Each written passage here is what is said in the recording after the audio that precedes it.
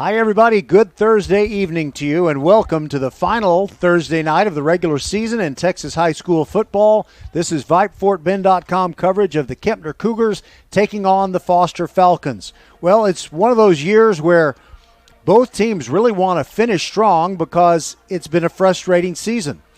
Foster has failed to make the playoffs for the first time in 10 years, and they are certainly the favorite tonight, but KEMPNER has a bunch of youth. They've given those guys a chance to get some experience, and hopefully they'll start working on next year and getting their confidence at KEMPNER with a win in their finale.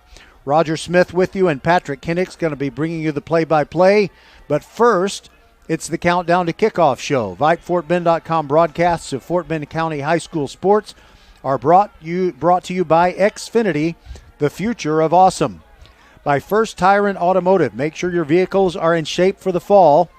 First Tire and Automotive has 4 great locations, including First Colony, and all of them are open Monday through Saturday. They are also they have that location on Eldridge Road in Sugar Land, very convenient for you KEMPNER fans. So they're open Monday through Saturday, and for the best prices on tires, go to firsttireandauto.com. By Nick's Italian Restaurant on FM 1464 in Sugar Land, just a few hundred feet north of Austin High School. At Nick's Italian Restaurant, their family gets bigger every time you stop by. By Archer Volkswagen on the southbound side of Highway 59, just inside the Sam Houston Tollway. They're open since 1956 and ready to serve you. You'll feel like family at Archer Volkswagen. By the Needville Insurance Agency, Bradley Stavanaugh and his team are your hometown trusted agents, and they will have the best rate for you on your home and car insurance. They have several carriers that they check with, including Progressive, but whatever works best for you, they'll get you the best deal. So call the Needville Insurance Agency at 979-793-7411, or you can visit needvilleinsurance.com. You don't have to go there. You can call them. You can take care of everything online, whatever works best for you, the Needville Insurance Agency. All right, we'll be back with our pregame visit with Darren Andrus, head coach of the KEMPNER Cougars, when we return on VypeFortBend.com. You work hard, so you deserve the good things in life, like getting an amazing deal on awesome internet. That's why there's never been a better time to switch to Xfinity. Get the fast and reliable internet you deserve for $19.99 a month for 12 months with a 1-year contract. And for the first time ever, ask how to get 12 times the speed for the same internet price when you add Xfinity Mobile. Just imagine, faster downloads, more streaming, the possibilities are endless. That's more speed and you'll save hundreds over AT&T. Oh yeah, and for a limited time, ask how to get $300 back. So what are you waiting for? Sign up now, because you deserve awesome internet. Go to Xfinity.com, call 1-800-XFINITY, or visit a store today. Requires paperless billing and autopay. Ends 11/21/21. Restrictions apply. New connect internet 50 megabits per second customers only. Equipment, taxes, and fees extra and subject to change. After term, regular rates apply. Compares monthly service charge for Xfinity 600 megabits per second to AT&T 500 megabits per second, each with one unlimited mobile line per year as of 10/6/21. Reduced speeds after 20 gigabytes of mobile usage. Welcome back to the Countdown to Kickoff show, and this is our final visit with the KEMPNER Cougars and their head coach, Darren Andrus. You know, Coach, this is one of those years where I guess they say sports doesn't build character, it reveals it.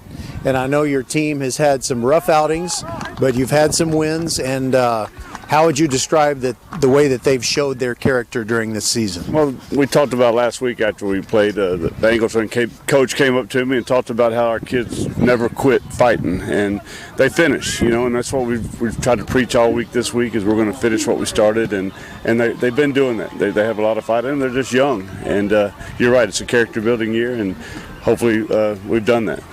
When you decide what you're going to run and who's going to be out there, does it have an eye to the future, or is it simply playing this, you know, the same way that you were playing all of those games when you were still mathematically in contention? Yeah, well, you know, we'll make some changes, but like I said, we only have 8 seniors. We've got senior night tonight, we have 8 seniors. So and those guys didn't get to play a whole bunch. So we'll make a few changes offensively and defensively. We'll stay the same scheme, but we'll move some players around.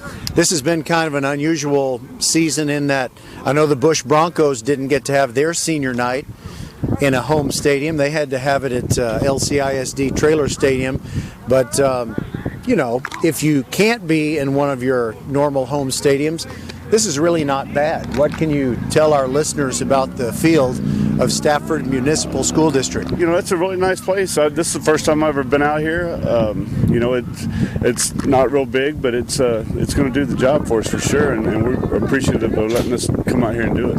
Yeah, I've sat outside waiting for a martial arts tournament to end. I've been here, but never inside the stadium, but it does look like it's a fast field. Is that right? It does. It is. It's a fast field, and Foster's got a lot of fast kids, so hopefully we can keep them contained and have a good game tonight. Anything you want to say about the seniors, and with only 8 of them, no, great. You might be able to name them all. Yeah, no, great group of kids. We got some from basketball that this was their first year to play football for me, and you know, they came in and did a really good job. So I'm proud of all of them, and you know, our dance teams having senior night tonight, along with our cheerleaders. So it ought to be a good night.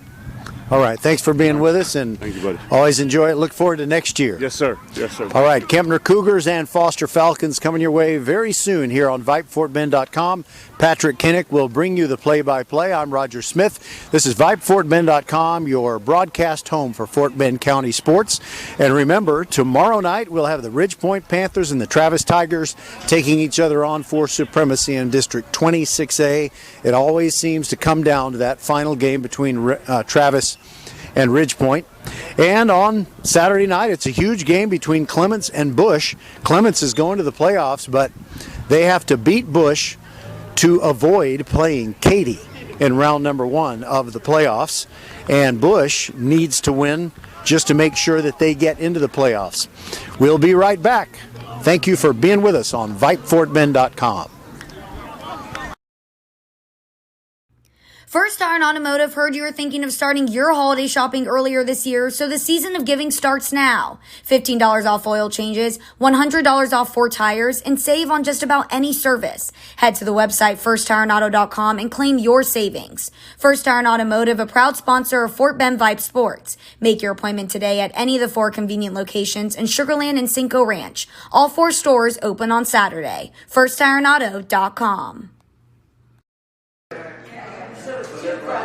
Hi, this is Mariela and Melina coming to you from Nick's Italian Restaurant, where you can come and try one of our house specialties, the Nick's Shrimp, or one of our chicken pistachios. Not in the mood for food, you can also try one of our savory desserts like our homemade tiramisu or cannoli. We're located on FM 1464, just north of Austin High School. Can't dine in? You can call ahead at 346-401-1546 7 days a week from 11 a.m. to 10 p.m. Or you can hit us on one of the major delivery platforms, Uber, Grubhub, or DoorDash. We look forward to seeing you here at Nick's Italian Restaurant, where our family gets bigger every time you stop by.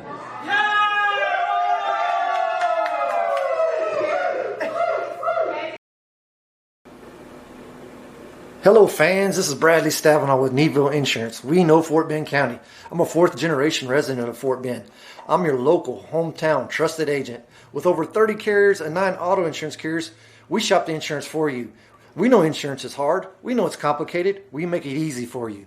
We have Spanish speakers here available for you. Call us at 979-793-7411 or needvilleinsurance.com. Once again, call us 979-793-7411. Archer Volkswagen showroom is open, and our team's excited to help you. Visit our sales department Monday through Saturday from 9 a.m. to 9 p.m. Or bring your car in for service from 7 a.m. to 7 p.m. Monday through Friday, and Saturdays from 9 a.m. to 2 p.m.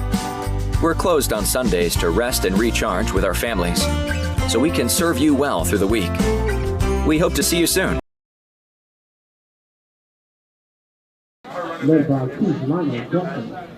All right, folks, both teams are on the field here at the stadium in Stafford. Kempner and Foster lined up along the sideline. We'll take one more break and be back. This is VypeFortBend.com. Hello, I'm Gary Horn with Horn Solutions. We agree with energy analysts that the energy market has stabilized. We anticipate significant merger and acquisition activity. Good resources are scarce. Horn Solutions is positioned to assist you in accounting, finance, IT, and supply chain. Our staff can assist you with outsourcing, or we can supply you with resources to join your staff.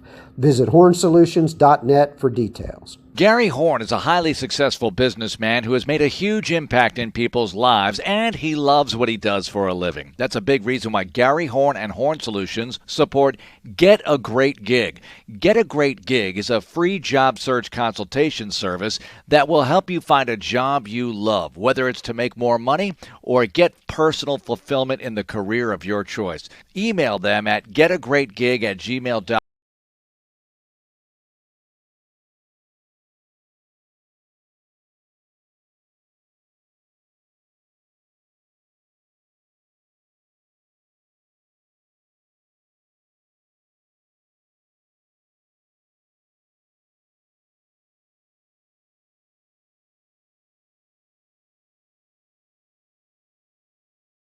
We mean everything.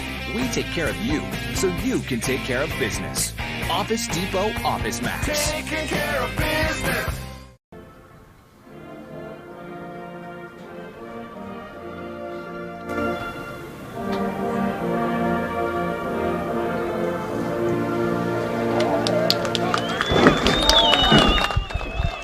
Coming to you from the home side of the Stafford Stadium, the KEMPNER Cougars finishing up what's been a tough 2021 season, and Patrick Kinnick is here to describe it for you. It hasn't exactly been everything it should be for the Foster Falcons, because they've had that 10-year playoff run, not able to make it to the postseason this time. And now both of them have the opportunity to do something here in the final week that can make things better or make them feel better going into the offseason. But of course, we will only have one happy group of buses rolling out of here as the wheels on the bus go round and round. Well, do you want to sing that song for us, Roger? No, I think I'm going to hold out for something better. Yeah, well, the grand finale tonight for both teams, and when you play in a game like this, obviously you want to go out on a high note. So motivation on both sides, especially the seniors, trying to finish their careers on the winning note, so to speak. And we're here at Stafford Stadium, Roger. It's the first time I've been here, and I like the stadium here. You know, I've been on the campus, but I have not been inside the stadium. This is a very good field for sure, and you can tell it's completely flat. It's one of those that is well engineered, so they don't need to make it have a big crown, a high spot in the middle for drainage. So how do they tell us the difference on the flat field versus the crowned field for the drainage? Well, you're asking me to go into yes, I am. Into a rabbit hole and go deep into the weeds on something that I really don't know that much about, but I do know that you're not going to have puddles anywhere, and that's the important thing. Well, I guess my question, because I'm sort of ignorant here, is how the drainage happens then. I mean, it must have some sort of a system, I guess. But it looks nice out here. We got a big S in the middle of the field, Stafford, and like I said, this is the first time I've been here, but you kind of have this small town feel here with, you're kind of out here a little bit. Not a whole lot of city lights, so to speak. And now, I can tell you something that's kind of the history of Stafford being a municipal school district. There was a dispute over one of the issues that always seems to, there's a number of issues that can always be a possible problem, such as boundaries and whether you should build a new school and whether we need a bond issue and things like that. Well, most of the kids that go to Stafford High School would be going to Dulles if not for a court settlement that led to Stafford becoming a municipal school district. Everything across Texas is an ISD except Stafford. Yeah, They're the MSD, and it's part of the city government. You don't hear that at all, hardly ever. Well, we're about ready to get started here. We're going to have a football game here with the KEMPNER Cougars kicking off from our left to right, and big number 60 is going to do the kicking. I believe that's Steven Hernandez. We saw him kick a couple of games ago, or at least I did. Normally we see Estrada out there, but once in a while they bring out Stevens here Hernandez, I'm sorry, Steven Hernandez, to boot the ball on the kicks and deep for the Foster Falcons. We got number 3, that is, looks like Stewart, And number 5 out there is Jalen Austin. Thank you for having a couple of easy names to pronounce here. We get started, and we're ready to go here for the finale for Kempner and Foster here in the football season for their seasons. And it's going to go off to Stewart.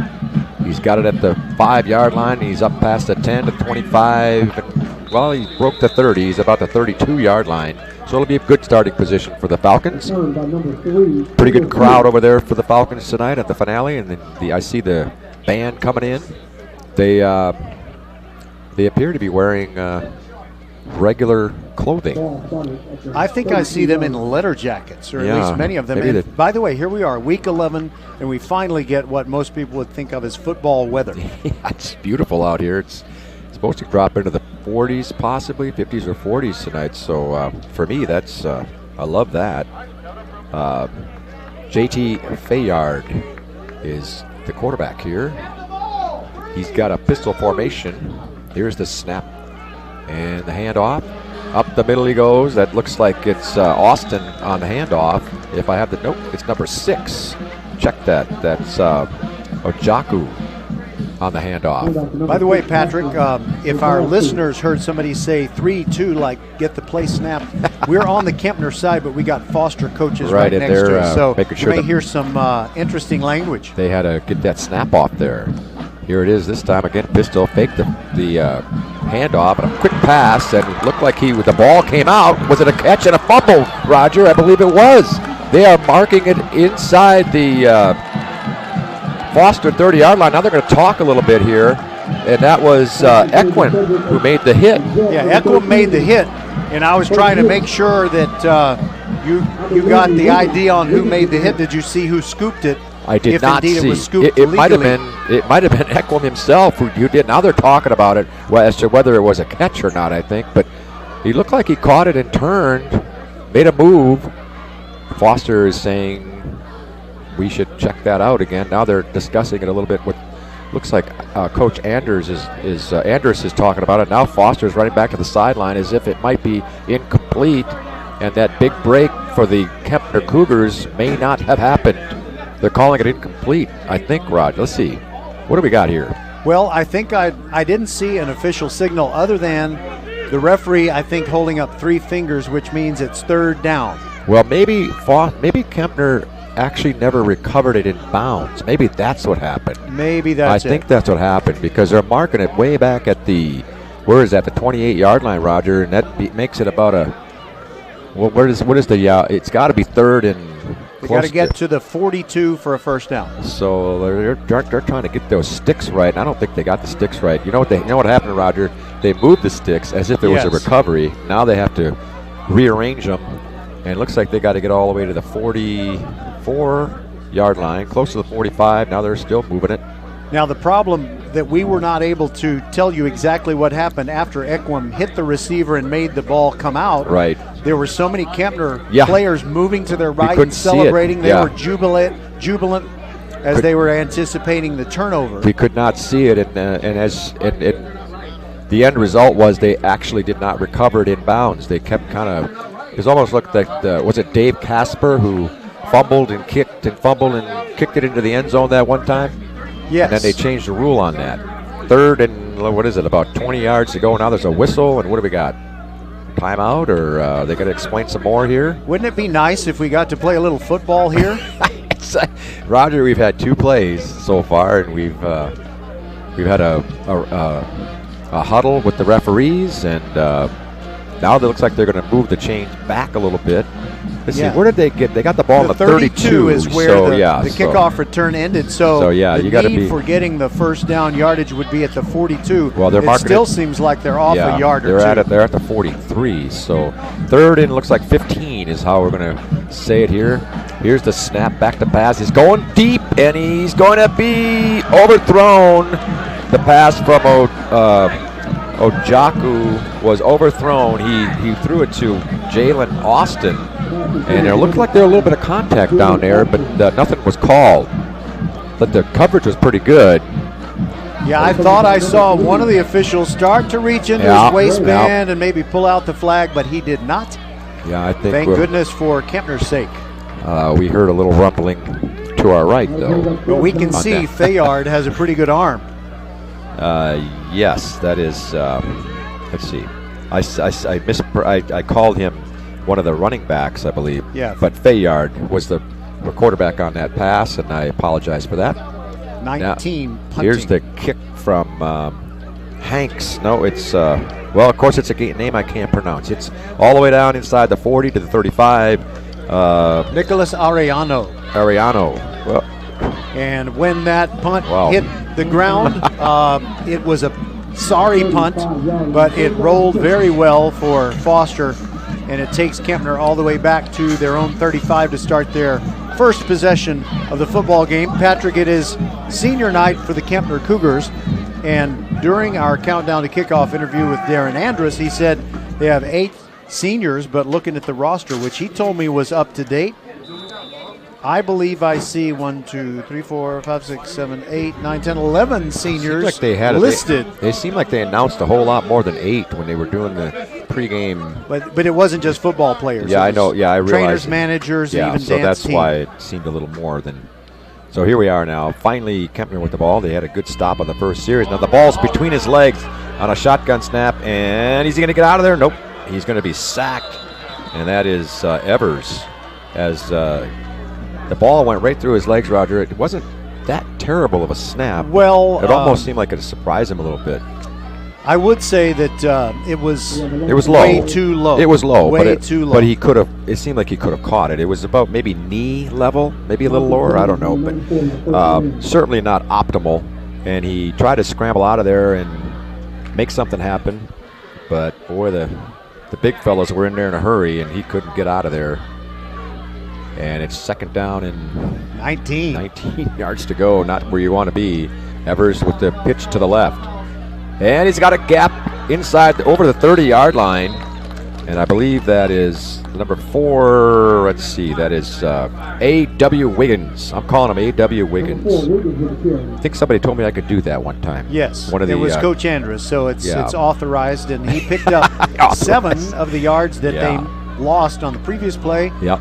Got a 3rd down and 12 right here. 3rd and 12 is better than 3rd and 19, so they're going to see what they can do. It's going to be a tester here for Evers to try to make something happen.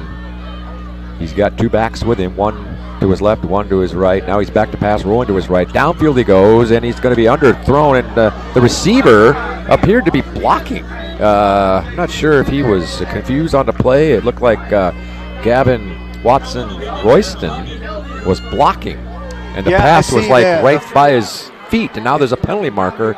I gotta believe that's got to be an offensive penalty, Roger. What do you think? Yes, and it is more than likely going to be offensive pass interference. But I was, since they'll have to step this penalty off. Well, they'll probably decline it, won't they? Well, Foster? Yeah, that's right. Yeah, of course. I should have been thinking, but I was thinking about what I was about to say. Right. You always at halftime, we're going to have an interview with Corbin Evers' dad. Oh, that'd and be Corbin and his family have had a most unusual journey to being part of the Kempner community, and Corbin playing on the football team. I think you'll be very, very interested to hear that.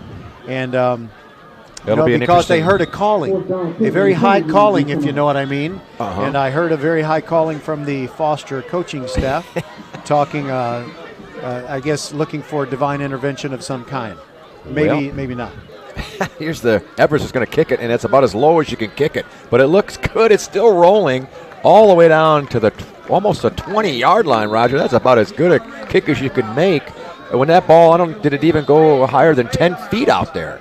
And it rolled. No, it looks like 10 feet altitude tops. Yeah, and that's what I'm thinking. You're measuring it out, Roger, I see. Is that a 50-yarder? Well, I'm not sure where they're putting the football. Hold on. I believe it was the 23-yard line. Yeah, it was the 33. So to the 23. Hold on, you're going to confuse me if 22. You talk to me while I'm trying to do math. Sorry, Roger. Okay, 27, 37. It was a 46-yard punt with no return. All right, Fayard takes the snap. He hands it off, and nothing doing for the running back that time. That was Austin, as the Kempner Cougars were on it. Roger, go ahead and tell us who made that tackle. I was about to say the wrong name. Cody Win Pham. even when we have watched Kempner play and they haven't exactly played very well, they've been blown out a couple of times, Cody Wynn Pham is always making lots of defensive plays. How can you not like to say that name a few times? Cody Wynn Pham. Here's Bayard again. Now, man jumped offside, and you're going to call it. He got back on side, but did he make somebody move, or did he make contact? Got to be a false start because. Well, they're pointing toward Kempner now, here. Now, why do they do this? I don't really know. I mean, we've seen it. We see guys jump, they don't make contact, and they get back. Now, and why is that a penalty? As long as you get back, unless you force the guy, unless the guy moves because of your jump, which we did not necessarily see. So here's Fayard waiting for the snap again. He's really making some motions as if the ball's coming. Here's a quick pass across the middle. He's got his man. It's open. It's to Stewart. Stewart's still running. Now he's brought down, and that's got to be either a face mask or a horse collar. And oh my goodness, how many flags came in on that one, Roger? About every single one of them. I see 3. I see 4. And I have never seen 4 flags come out as quickly in a concentrated area. Wow. I've never seen anything quite like that. No. I just saw the lowest punt that went 46 yards in my life, and I also just saw more flags in a designated area in a nanosecond. Yeah, and that was a beautiful play from Fayard to Stewart. He was open on a slant pass, and he broke the 50. It got to about the 45, and then he couldn't tell whether it was a horse collar or a face mask, but he came down. Very difficult situation. Here's the handoff. Up the middle is not going to find much room, but he's still got his feet moving. And it looks like Austin again. Jalen Austin doing a pretty good job. No, that's not Austin. That is Ojaku, number 6. See, they got a number 5 out there, and they got a number 6. So sometimes it's hard to 5 tell. Is short, 6 is tall. I got to try to remember that. Jalen Austin is number 5, and Ojaku is the running back, the tailback. He's been in the pistol-type formation here a couple of times. He picked up about 2 on that play. 2nd down and 8 for Foster. And it's going to be a handoff again. Ojaku stumbles, but he's able to gather himself and break the 25 and near the 1st down, but he's going to be about 3 yards short as the Kempner Cougars came in and piled up on him there as a team on that tackle. Now, Roger, we're going to have to do something that we don't normally have to do when they get down close to the end zone. I'm going to have to stand up and kind of peek my way out the window here because my vision goes to about the 15-yard line. Yeah, we kind of have that situation at Freedom Field in Alvin, but we broadcast from a patio there. There you go. That solves that problem. Bayard fakes the handoff. There's that slant pass. He's got Stewart at the 10, 5, touchdown, Foster. That looked like the same play they had on that long pass play. Kendall Stewart is able to get open, and Fayard hits him in stride, and the Cougars could not gather him, and he strolled into the end zone on the left side, left pylon, and the Foster Falcons draw first blood here with 6:10 to play in the first quarter, and the Falcons will now kick the extra point, and I'm going to try to see if I can get the number here. 19. It's Ariano. Here's this snap. It's a good one. The kick is, wow, he really booted that thing, and it's looking good. And it is good. 7-0 Foster. We're taking a short break with 6:10 to play here in the first quarter. You work hard, so you deserve the good things in life, like getting an amazing deal on awesome internet. That's why there's never been a better time to switch to Xfinity. Get the fast and reliable internet you deserve for $19.99 a month for 12 months with a 1-year contract. And for the first time ever, ask how to get 12 times the speed for the same internet price when you add Xfinity Mobile. Just imagine. Faster downloads, more streaming, the possibilities are endless. That's more speed and more value for the same price. Oh yeah, and for a limited time, ask how to get $300 back. So what are you waiting for? Sign up now, because you deserve awesome internet. Go to Xfinity.com, call 1-800-XFINITY, or visit a store today. Requires paperless billing and autopay, ends 11/21/21. Restrictions apply. New Connect Internet 50 megabits per second customers only. Equipment, taxes, and fees extra, and subject to change. After term, regular rates apply. We see all you do to get work done, whether it's keeping your office clean or redesigning your space for 3 or 300. Our business is to keep business going. Buy online and pick up in store, or get free next business day shipping at Office Depot, Office Max, and OfficeDepot.com. Ariano is ready to kick it off. And he's going to kick it over the head. Well, he's going to feel it at the goal line. It's Gray. Left side, finds a gap, but then it closes quickly. And he's only able to get to the 16-yard line. Thought maybe he'd let that go into the end zone, but he fielded it at the goal line. That was Gray for the Kempner Cougars, and they're going to be in a tough starting spot at their own 16-yard line. Roger, go ahead, Roger. I was just going to give a very important volleyball result. Oh, what is it? All right, the Ridge Point girls have advanced to the third round. They beat Memorial at Don Coleman Coliseum. First game 26-24. Then they lost the second one. They lost the second one 25-18, but won the third and fourth 25-14 and 25-20, respectively. I'm going to make a comment about that in just a second. Here's Evers on the snap. He's going to run it straight run, right side, and he's able to pick up maybe 2 yards. Pretty good defense by the Falcons to close things down early. Earlier this afternoon, this morning, I guess, Roger and I had discussed that very volleyball game that you just mentioned, Roger, and Roger is specifically said, and this is not I'm not trying to build Roger up, but he said it's Ridge Point's going to win, but they're not going to win in straight sets, and that's exactly what happened. Wow, Roger, you're a great predictor, I guess. Thanks for noticing. Well, Roger keeps up with a lot of that stuff, especially the volleyball. Here's the handoff, and not going anywhere.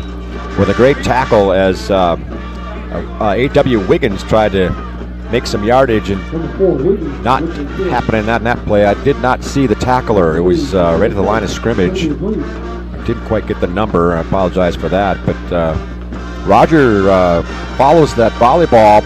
Who are the strong volleyball teams heading to the playoffs in our area now? Well, Richport, of course. It's Katie Tompkins is a killer, and if Katie Tompkins beats Stratford tonight in the same building they're playing right now, Coleman, it'll be Ridge Point against Tompkins. That'll be a killer match. Here's Evers with a pass to the left, and he overthrew his receiver, and it might have been a good thing because he would have been pelted early, as that was Iwu, his intended receiver, sailed out of bounds, and had he caught it, I think he would have had a shoulder pad in the gut there, because the defender was right there, poised to make the play. 4th and 8 for the Cougars, who are now 0 for 2 in their offensive series. Well, I don't expect any trickery. However, Corbin Evers, the quarterback, is the punter. Here it is. He just gets it off. Pretty good kick under pressure. It's Ijaku. He's up the right side of the 40, 35, still moving. And he's going to be forced out of bounds right at the 30. He fielded it at about the 50. He's able to prance about 20 yards. And now we got penalty markers late coming in. I don't know if there's a late hit or somebody retaliated or what, but we have a clue, and that is that Kempner players are clapping their hands together as they come back across the field. And the coaches over there at Foster look like they're doing a little talking to some of those players. But yeah, you're right. Like reprimanding their own players. Yes. I couldn't think of the word, but reprimand is a good word. So the killer match you're talking about would be what, this weekend? Or I'm thinking it would be Tuesday early of next week. Okay. Very likely at Katie's Merrill Center, Ridge Point against Tompkins. And it's one of those matches. Is that will you be broadcasting? Oh, that? Roger will be yes. there. Oh, now we got it. The penalty was pointed toward Kempner, Roger, so we must have misread the reaction. Maybe the player thought something and it wasn't to be. It looks like a 15-yard march off after the 20-yard return to the 30 or the 31, and now they march it to the 16, and Foster is in great position to put up a score here. Now it looks like we have a different quarterback in. It's number 8. Let's see, is that Goodwin? Landon Goodwin, the junior. Now they're running, he's going to run straight to the right, and he's going to get to about the 15. Pretty good defense by the Cougars that time. That was a straight run. He was hit a lead blocker, Connor Dave. By the way, it's Godwin. 1-0, Godwin. Godwin. What did I say, Goodwin? Goodwin. Yeah, Roger, I misread that, and you know how that goes. That's kind of my fault. So Landon Godwin took that run, and he ran a couple yards. He's looking at a 2nd down and 9. Now he's rolling to his left, looking for the pass. He's got a man open, but he shoots it a little bit too wide for him, as looks like Cedric Adjet or Ajet. It looks like Adjet to me. Adjet. But, you know, it's kind of hard to tell. Yeah. Kind of, well, yes. I was never really, what do you call that pronunciation? Phonics? I don't know. Maybe I didn't do real well in that. Well, but the particular rules class. change from name to name. That's so true. You You never really know where the accent is. Here he's back to Godwin, back to pass. Just gets it off. He's got his man at about the 10-yard line. He's not going to get the first down. That is, well, I got Connor Dave. Now, could it be 14? Could you say it any differently than that, Connor Dave? It's with our luck, it'll be Dave. That's what I was thinking. But it's spelled D-A-V-E, which you would say Dave. But like you said, nowadays you never know. It's 4th and 3. And it looks like the Foster Falcons are just going to stay on the field with their offense. Not only going to go for it, but it looks like they bring in a big blocking back, Christopher Gore, number 34. Not so much a blocking 34 back. 34 or 44? 34. They're going to probably hand it to him. Oh, right behind him. Yeah, I see him. I was looking at number 44. Here's the snap. Oh, and it got by him. And your man got the ball, but he's going to be sacked behind the line of scrimmage. It's not really a sack. It's a tackle over the line of scrimmage. That was number 3, Gray, who made the tackle. And your man that you mentioned, Christopher, did we call him Gore? You know, like a failed presidential candidate. Yeah, I just... I wish I had my glasses on. Maybe that would help me, but... you want to borrow mine? Anyway, the snap was mishandled by the quarterback. Went right back to Gore, who then just took the ball where he was supposed to go, or at least the same direction. But he had nowhere to go because Gray was right there to make the tackle, and a big break for the KEMPNER Cougars. Looked like the Falcons were going to go up by 2 scores, and now the Cougars are still in the ball game here. 2:39 to play here in the first half. Roger mentioned it earlier, on this absolutely beautiful night for football. It's just beautiful out here. Man in motion. Evers waiting for the snap. Fakes the handoff. Downfield he goes. He's got a man open. It's going to be, incomplete. Boy, he had Watson Royston open. And Roger, did he throw it maybe too far inside? It looked like the pattern was a little bit more of a kind of a straight up streak pattern, and then the pass went more toward the middle of the field where our big S is. Not sure, but it was tough landed right between the hash marks. And if he had just thrown it along the right hash mark, I think that would have been a long TD. Yeah, Watson Royston was running along the hash, or between the hash and the numbers, and the ball sailed inside a little bit, but it was open. Here's Evers now. He's straight back to pass. He's going to go right back to his receiver, and it's a completed pass. The ball came out, but was he down? They are not going to call. Are they going to call him down? He's down. He's down. Yeah, it looked like he was. Yeah, but, he ripped it out when he was on his knees. That was Hollins who made the catch. It was a little, kind of a little curl pattern, and it was a first down pass for from Evers to Hollins, and it. I believe that's their first down of the game. That's a first down. Think of First Tire and Automotive for all your car care needs. Check them out at firsttireandauto.com. I was waiting for that. Took us almost the first quarter to get that First Tire and Auto in there. Here's Evers. Quick pitch to the left. And there's a penalty marker on the play as the play goes nowhere. In fact, it's a loss of several yards as A.W. Wiggins took the pitch, and 3 or 4 of those Foster Falcons were all over it. And to the point where I don't know if they even have to take the penalty here. And it was Christopher Gore. There's your man, yeah. By the way, chop block against KEMPNER. That's going to hurt. Yeah, if they take it, it'll march them back several yards. If not, it'll be 2nd and 15. I would be tempted not to take it, but they might take it and just march them back even further. The flags are blowing gently tonight from the north. They are going to walk it off, and it is going to be deep in KEMPNER territory. Yep. So Christopher Gore, whom they brought in on that 4th and 3, showed great pursuit to me as he was chasing down Wiggins. and really slammed into him hard. So you got to look out for Christopher Gore, no relation to Leslie Gore.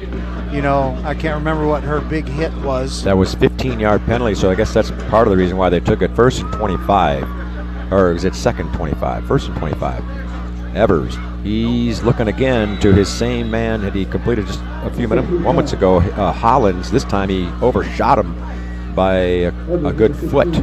And Hollins, one of his feet kind of slipped out from under him before he could leap up and catch that pass. It was a little high. Yeah, that probably made it look a little worse than it actually was, because he did slip on his turn, and as he tried to jump, just couldn't get his feet under him for the solid jump. Second down and 25. It's hard to have a play for this situation. He's got Wiggins to his right, does Evers, and he's got two receivers to the right and two to the left. Man in motion. That is Iwu. Now Evers is rushed and he's flushed to the left. He's running now. He's at the 15 to the 20, and he's not able to get past the 20-yard line, and a nice tackle, kind of an open field tackle. And I think it is Payne, Jaden Payne, making that nice tackle for the Falcons. Or do I have that wrong? That might have been Gore making that tackle. No, I think it was 24, Jaden Payne. Well, we're under a minute now here in the first quarter. It's third down and about 10 for 20. Sorry about that. 20 yards to go for the Cougars. Almost a snap over the head, and Evers is rolling to his right for his life. He's got a receiver caught, and he's going to pick him up about 5 yards, but he's going to be well short of the first down as A.W. Wiggins made the reception. And unfortunately, they had to get 20 yards on the play. They only were able to get about 5. So the Cougars will be punting again, and I wonder if they'll get it off here before the quarter ends. They probably have a little wind to their back. They might want to get it off as the game clock and the play clock are virtually well, no, they're not. They were, it seemed to me, but now they started the game clock, or the play clock, and now Evers waits for the snap. Well, I think his coaches might be telling him to just don't punt it. Ojaku is deep. Now they are going to not punt it, and there's the end of the first quarter, Roger, and it's 7-0 Foster.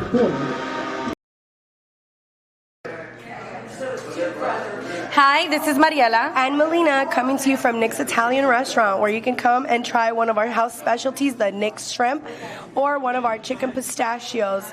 Not in the mood for food? You can also try one of our savory desserts like our homemade tiramisu or cannoli.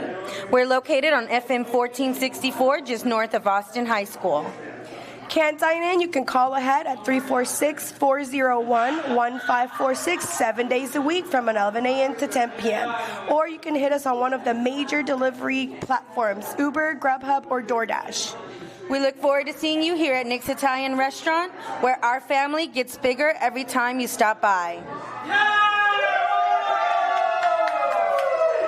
First Iron Automotive heard you were thinking of starting your holiday shopping earlier this year, so the season of giving starts now. $15 off oil changes, $100 off 4 tires, and save on just about any service. Head to the website firstironauto.com and claim your savings. First Iron Automotive, a proud sponsor of Fort Bend Vype Sports. Make your appointment today at any of the 4 convenient locations in Sugar Land and Cinco Ranch. All 4 stores open on Saturday. firstironauto.com.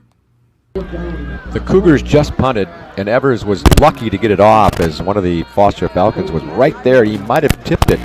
The ball didn't go very far, and it's going to be marked at about the 35-yard line. Foster inside Kempner territory. Roger, has the whole game been in the Kempner end of the field? It has certainly seemed that way. Kempner has had little success on offense. I think they have had 1 first down. Foster has scored a touchdown, and they've had the ball a couple of times inside of Kempner territory, and here they are again. And now, who do we got at quarterback here?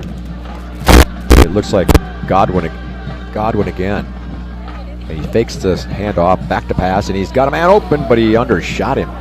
That was Jalen Austin flying through the middle of the field, and the ball kind of landed toward his feet. He was open, and fortunately for the Cougars, it was a missed opportunity for the Falcons. They definitely got away with one there. Yeah. In fact, I kind of know who the guilty party is, only because he was hitting himself on the helmet with both hands. As if, what was I doing? James Kovaleski wouldn't reveal that, but I like the human side of sports. Well, hey, that's part of it. Chibukum Omi was the one who probably should have had that coverage. Here's Godwin waiting for the snap, handing it off this time. And it is Payne fighting through the left side, and he's going to pick up pretty good yardage. Looks like he's going to get about 8 yards. Now a penalty marker comes in late. 2 of them come in late, and guys are pointing at each other. And some of the Kempner guys are slapping hands as if maybe the penalty will go against Foster. But the last time that happened, it was not against Foster. So we should read, not be we deceived. read Kempner wrong last time. Yeah, Kempner thought that they had gotten baited Foster into a penalty. And then only to get 15 yards marched off against them. And now we have a complete referee huddle at the 28-yard line, and we've seen a few of those. Well, we've already seen a couple of these huddles by the referees tonight. I see a penalty flag and a hat. I saw a hat down there too. Yeah. So, by what the does way, the hat mean? Well, when they run out of flags to throw, they throw the hat. So the down. one guy, he threw a flag, and then he had to throw a hat too, huh? Yes. And it's not to get tips or anything like that. That's right. But just so people know, we have 2 great games tomorrow night and Saturday. Yeah, let's hear it. Rich Point and Travis. It always seems to come down to those 2 for supremacy for the top seed in District 26A. So they'll play each other. We have an indication here, unsportsmanlike on both it's sides. Against both. They're going to offset. It's a Sylvia. It's offsetting penalties like nothing ever happened. Yeah, and then what's Saturday then, Roger? Okay, Saturday you got Bush and Clements. Clements is in the playoffs. But if they lose to Bush, they have to play Katy in the first round. Nobody wants that. Right. If Bush loses, then I think maybe George Ranch could slide into the playoffs. I'm not even sure, but you just don't want to lose. No. But it's Bush and Clements on That'll Saturday night. Game. We'll have it at 5:45. That'll be a good game. Both of those should be pretty good. Now it's 3rd and 2 for the Falcons. And a little movement up front, but no penalty markers. Straight at the middle, Godwin. He's going to get the first down. He just took the snap, took a little step back, and then went straight up forward for a good gain of about 5 yards and a first down for the Foster Falcons. Roger, in that Rich Point Travis game, my gut says Rich Point is the clear favorite. What would you say to that? Am I overstating that? Against Travis? Yeah. Yeah, I'd say so. Just record-wise and so on. Here's the snap and the handoff. Up the middle he goes, and he's got good yardage. And that, again, is Payne. Jaden Payne took the handoff, and they found something straight up the gut here. Last couple plays, they've really got some good yardage. They picked up, looks like 6 yards on that play. As Payne, he got moving pretty quick. It didn't take him very long to put it into high gear. So it'll be 2nd down and 6 from the 17-yard line. By the way, if this play is not a scoring play or a big play, I have to correct something I said earlier after the play's over. And I've got something too. It probably won't relate to what you're going to say. Godwin has it back to pass, and he throws it over the middle, and it's going to be incomplete. He was looking for Kendall Stewart, and the ball appeared to be a bit overthrown, maybe behind him. Roger, what is it? Okay, I had said that right now Tompkins and Stratford were playing, but evidently that's not true because Lauren Bailey, head coach of Rich Point, says she will know who her team plays next tomorrow after Tompkins Stratford. I guess that's tomorrow. So that game's tomorrow. Okay, Godwin waits for the snap. You got Payne behind him. And now how many times we see that? They look like they're ready to make the play, and then there's a little audible, and now Godwin shifts Payne to his left. 3rd and about 4. Fake handoff. Across the middle he goes, and he overshoots his receiver. And I think it's number 5, Austin again. Now is there a penalty marker again, Roger? I don't see one. Number 4, let's see. Wiggins is got his arms out for Kempner as if what's going on here, but there was no penalty marker. And now Foster is going to go for the field goal this time. Last time they went for it on 4th and 2 at about the 10. This time they want to get some points on the board. 34-yarder coming up for Arellano, and he's on the left hash mark. And if there's any wind at all, it's just not going to affect his kick. And we've already seen he's got a great leg. Liditsky is the holder. Here's the snap, the kick. He's got a great leg. Kick is up, and it is good. Good kick from about 34 yards out, and it's 10-0 Austin.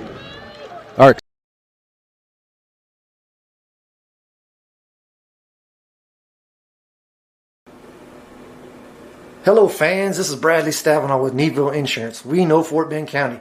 I'm a 4th generation resident of Fort Bend. I'm your local, hometown, trusted agent. With over 30 carriers and 9 auto insurance carriers, we shop the insurance for you. We know insurance is hard. We know it's complicated. We make it easy for you. We have Spanish speakers here available for you. Call us at 979-793-7411 or needvilleinsurance.com. Once again, call us 979-793-7411.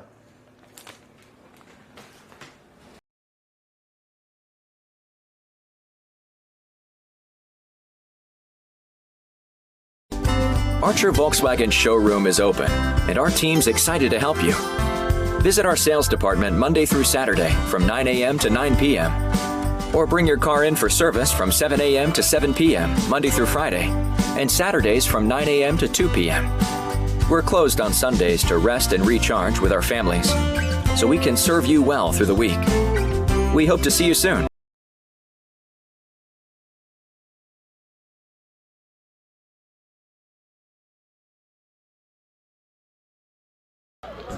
Ariano's kick for the Foster Falcons goes into the end zone for a touchback. He really kicked that one with a lot of leg there. Foster on top, 10-0. I might have said Austin for some reason on the way out. It's Foster, 10-0. Well, they got a pretty good player named Austin. Now the Cougars with their 4th possession. They've got 1 first down so far. They need to get something moving here as they're down 10-0. Looks like Evers is going to bring his team out from their own 25-yard line. A.W. Wiggins is going to be with him in the backfield.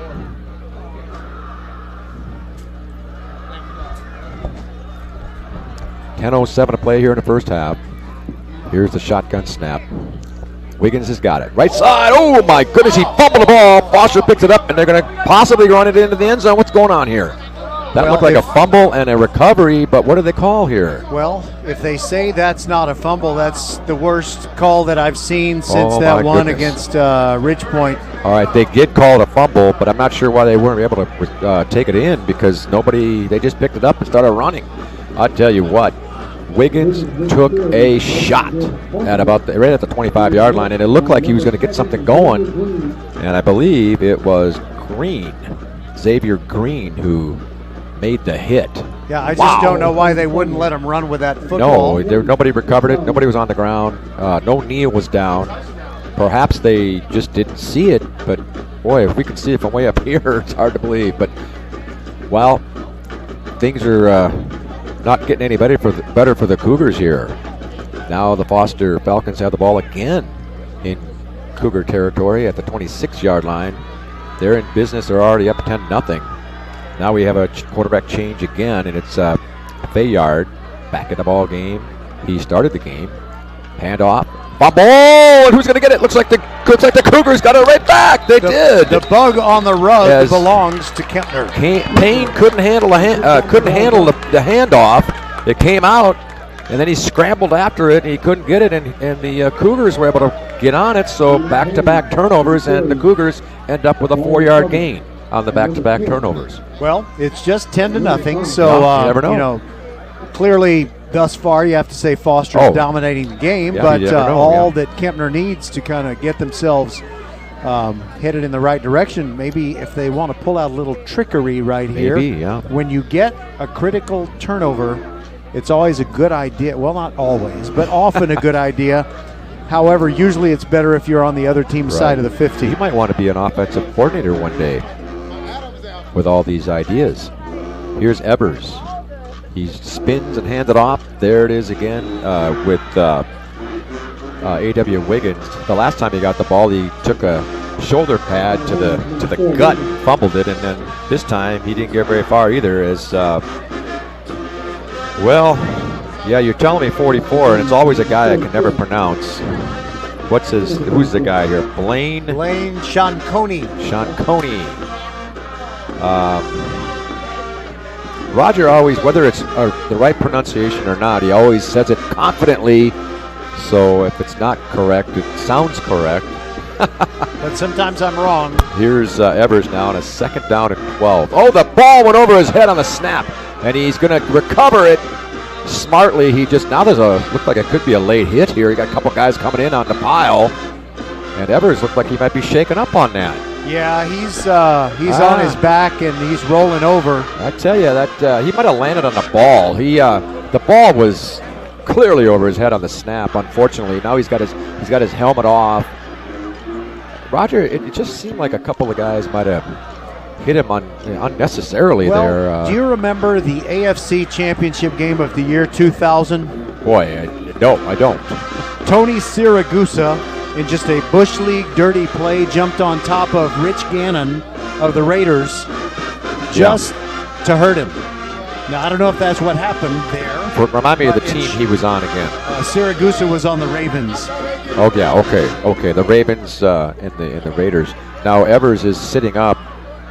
Again, maybe he just got the wind knocked out of him because he recovered the ball, and sometimes you tuck it into your belly, and now he's holding his back. Well, so maybe he was down and looked like he'd been down for a good half second, and then I saw someone just, Yeah. I shouldn't bang the table. No, but I'm sure that's what it sounded like to him. Now the Cougars are going to have to go with their backup quarterback on this play, at least one play. Well, last time we were in this situation, it was Javon Goss, but I don't know that Javon is suited up tonight. They're bringing in number 11, and that's Chibukum Omi, who plays a lot of defense. And he's also a running back. He gets a few carries once in a while. Now now we have a whistle, and what do we got here? Play clock's at 17, and now they're going to call a timeout. Timeout, Kempner. It's 10-0 Foster.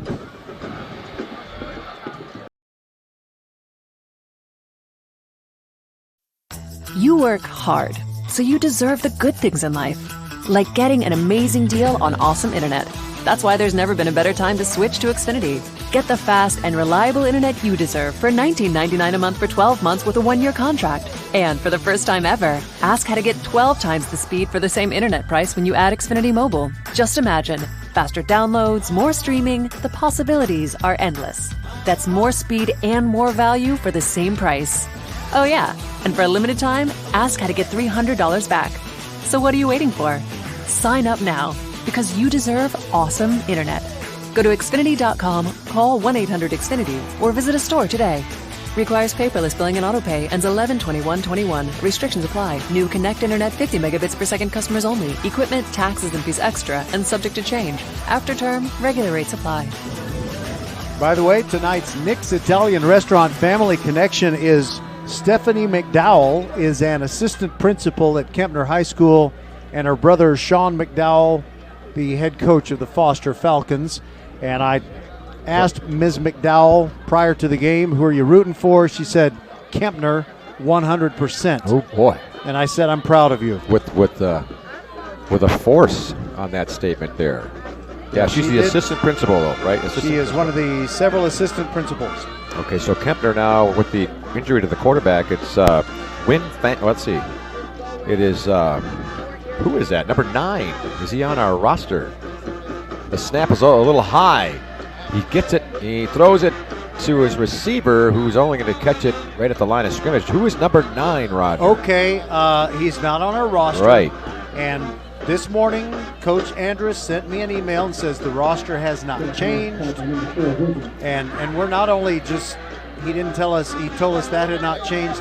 And we walked in, and these are the ones provided for everyone. Isn't that so interesting? everyone in the stadium, other than number 9's parents, don't even know who has the football. Well, is it one of those things where his jersey was torn and he's wearing another jersey? You know, we've had that happen a couple times where some guy's out there and he's such and such a number. He's on the roster, but he's wearing a different number because of a jersey problem. Here's Evers' kick. It's a pretty good one. He's got a pretty good punter, and unfortunately his punt just landed at the 44 and didn't roll for him. And down there to make sure it didn't go any further backward, was Gray.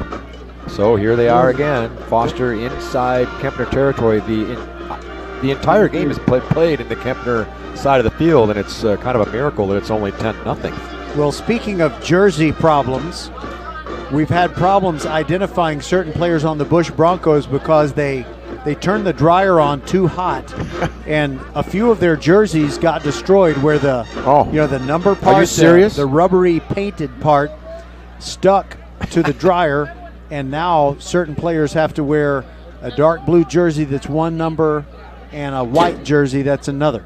So then for the Bush Broncos. And they don't want to print another roster. Well, they don't want to make new jerseys. They did print a new roster that says Aaron Valentine is 1 in the blue and 5 in the white. There you go. That's not helpful, though. Here's Fayard, takes the snap, hand it up the middle. Up the middle they go, and it's a good run for Biggs. Coleman Biggs. That's his first carry of the game, and he picked up about 5 yards, maybe 6. Right up the middle. Their positive yardage for Foster tonight on the running game has been straight up the middle. Wouldn't it be great if Coleman Biggs was a point guard and they said, Biggs really needs to feed the ball in there to the bigs? Now, was it him or was it the guy in their backfield right now who is Eli England? It might have been Eli England. I see the 1, and I might have called I think it was 11. I think you got it right. Yeah, and so this time it's England. He takes the ball. There they go up the middle. And he's got lots of yardage, and he's all the way to inside the 30 to the 25-yard line for a first down. Well, he's got some pretty good quick feet there, and again, up the middle they go. Maybe a little off the left guard, left tackle on that one, but pretty much between the tackles they're running pretty well. By the way, everybody, join us at halftime. We'll have an interview with Corbin Evers' dad, and what a journey for Corbin and what a journey for the Evers family. All over the world, including California. Well, it'll be a great And they survived it, and now they're here. Bayard has it. Why not hand it off again? He goes to the right side. It's not going to get that many yards this time, and it's the runner was England again. And Cody Wynn Pham running him down, showing great lateral speed. Wynn Pham is one of my favorites. I just like the name, Wynn Pham. 1 yard gain on the play for England that time as he was kind of forced to the outside and was unable to break the corner, and his 1 yard gain that time. Fayard now in the pistol formation with England behind him. They're at the 24-yard line of the Cougars. Under 6 to play here in the first half. Gets the snap. Bayard back to pass. Plenty of time. Down the field he goes, into the end zone. Receiver falls down, and there's going to be a penalty marker coming in all the way from the sideline. I'm not sure whether he actually got knocked down or if he tripped over that time, Roger. Well, yeah, I was going to say basically the same thing. It's a shame we won't have video to figure it out, but I really think that is one of those pass interference flags that did not need to be thrown. But I would also say well, if you I was just going to mention Cody Wynn Pham. One other thing I like about him is that he's a junior, so we'll get to see him next year. Exactly. Now that it looked like either he tripped over his own foot or they tripped over each other's feet, but there was no real push on the play. But it was in the end zone, and Foster's in business now at the 9-yard line, first and goal. A little bit of a tough break for the Cougars because they had pretty good defense. They had 2 defensive players right there. And it'll be first down and goal for the Foster Falcons, who lead 10-0 here. Sure would be great if, for Kempner's perspective, if they could hold them to a field goal here, but that's easier said than done. Here's England behind Bayard. Hand off to England, up the middle they go, and he's got the 5. He's inside the 5 to about the 3. He runs hard. He got some pretty good blocking from the line, and they're going to mark it at the 4. So it'll be second down and goal from the 4.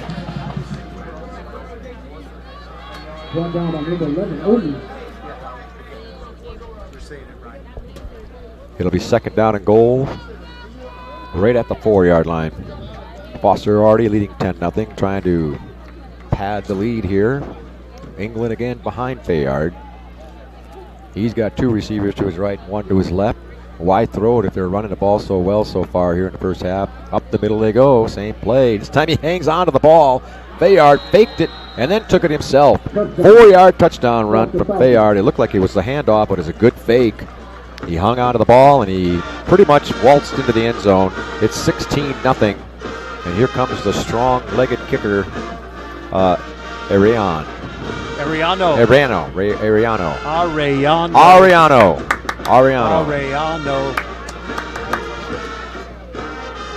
And he's going to kick his second extra point. He's got a 34-yard field goal under his belt as well.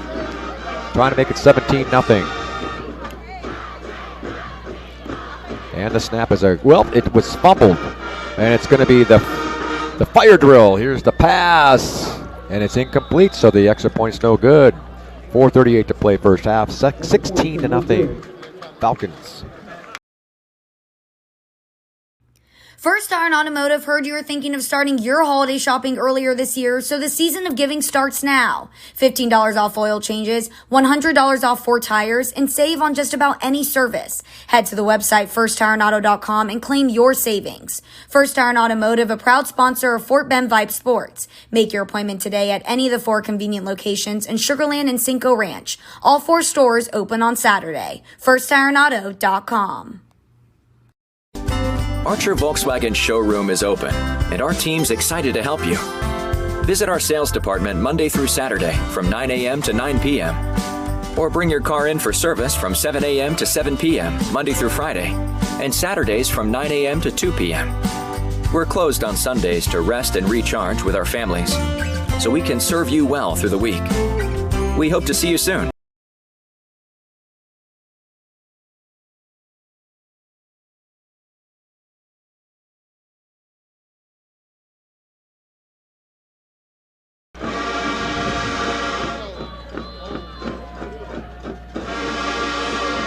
I love what Kempner's band does when there's a kickoff, so I just want everybody to hear that. Yeah, it's cool. Revving up the engines. Here's Ekwem and Gray deep for Kempner.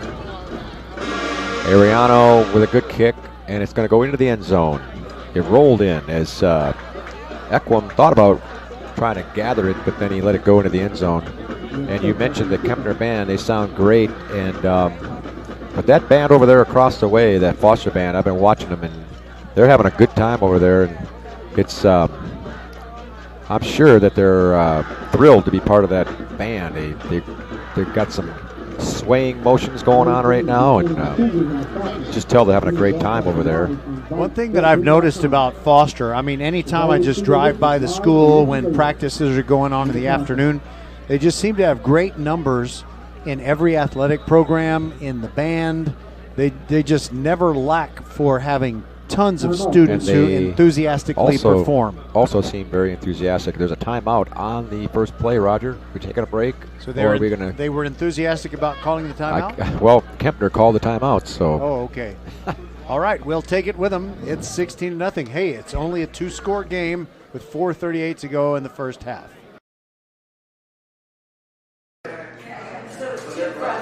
Hi, this is Mariela and Melina coming to you from Nick's Italian Restaurant, where you can come and try one of our house specialties, the Nick's Shrimp, or one of our chicken pistachios. Not in the mood for food, you can also try one of our savory desserts like our homemade tiramisu or cannoli. We're located on FM 1464, just north of Austin High School. Can't dine in? You can call ahead at 346-401-1546 7 days a week from 11 a.m. to 10 p.m. Or you can hit us on one of the major delivery platforms, Uber, Grubhub, or DoorDash. We look forward to seeing you here at Nick's Italian Restaurant, where our family gets bigger every time you stop by.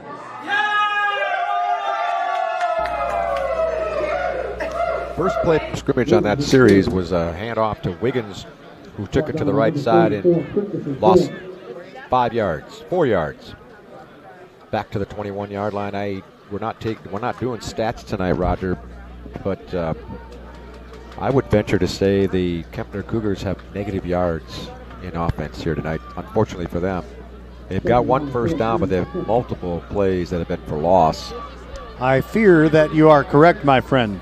And yet the score is still only 16-0. So if they can get something going, you never know. Now we have a whistle. What do we have? A timeout or some sort of illegal formation?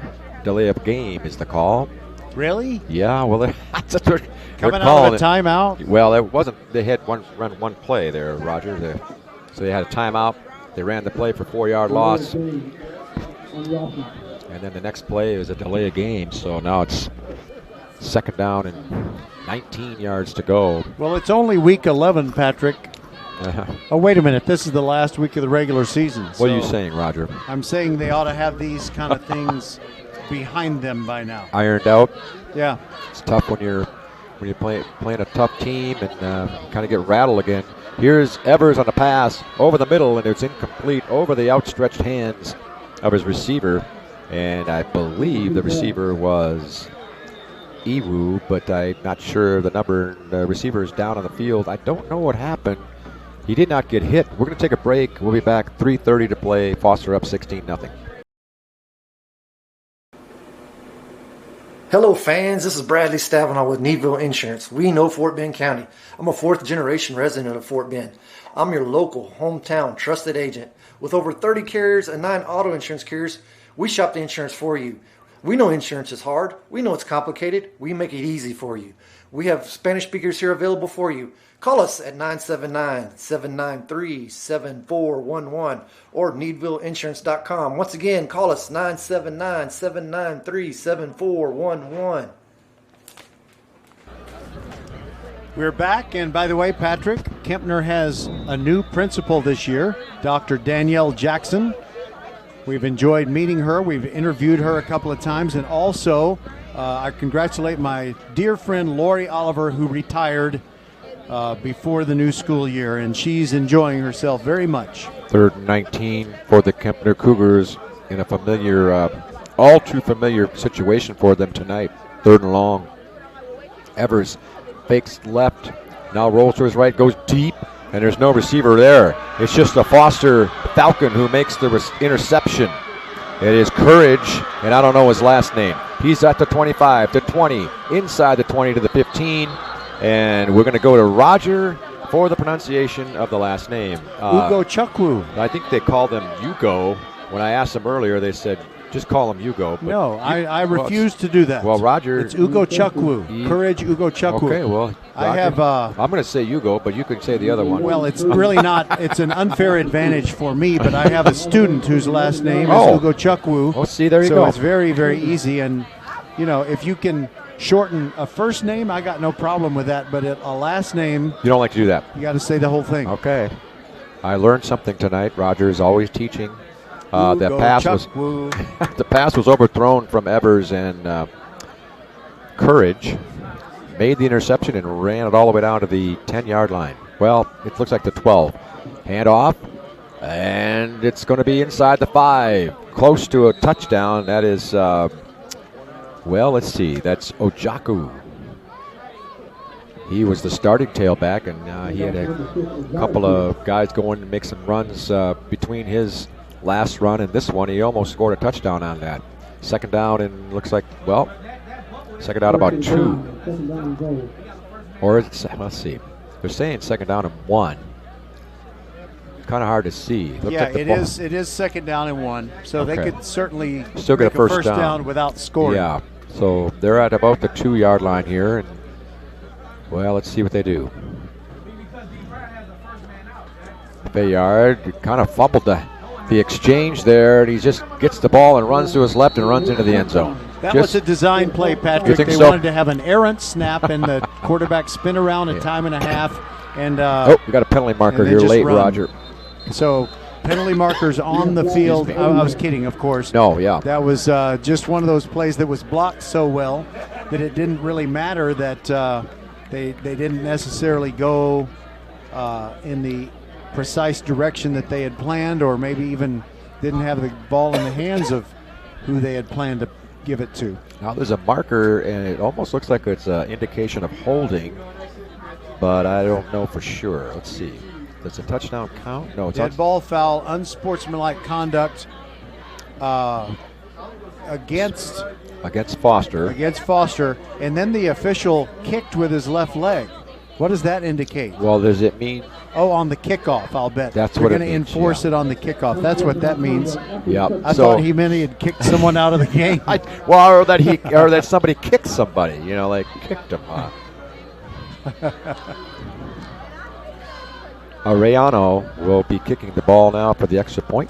Snap is good. The kick is up, and it's good, and it's now 23-0 Foster with 2:14 to play here in the half.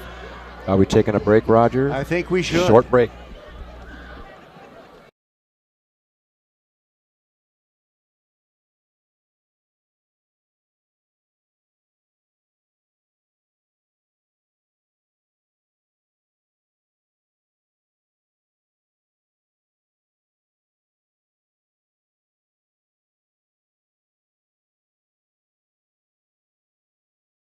And we mean everything.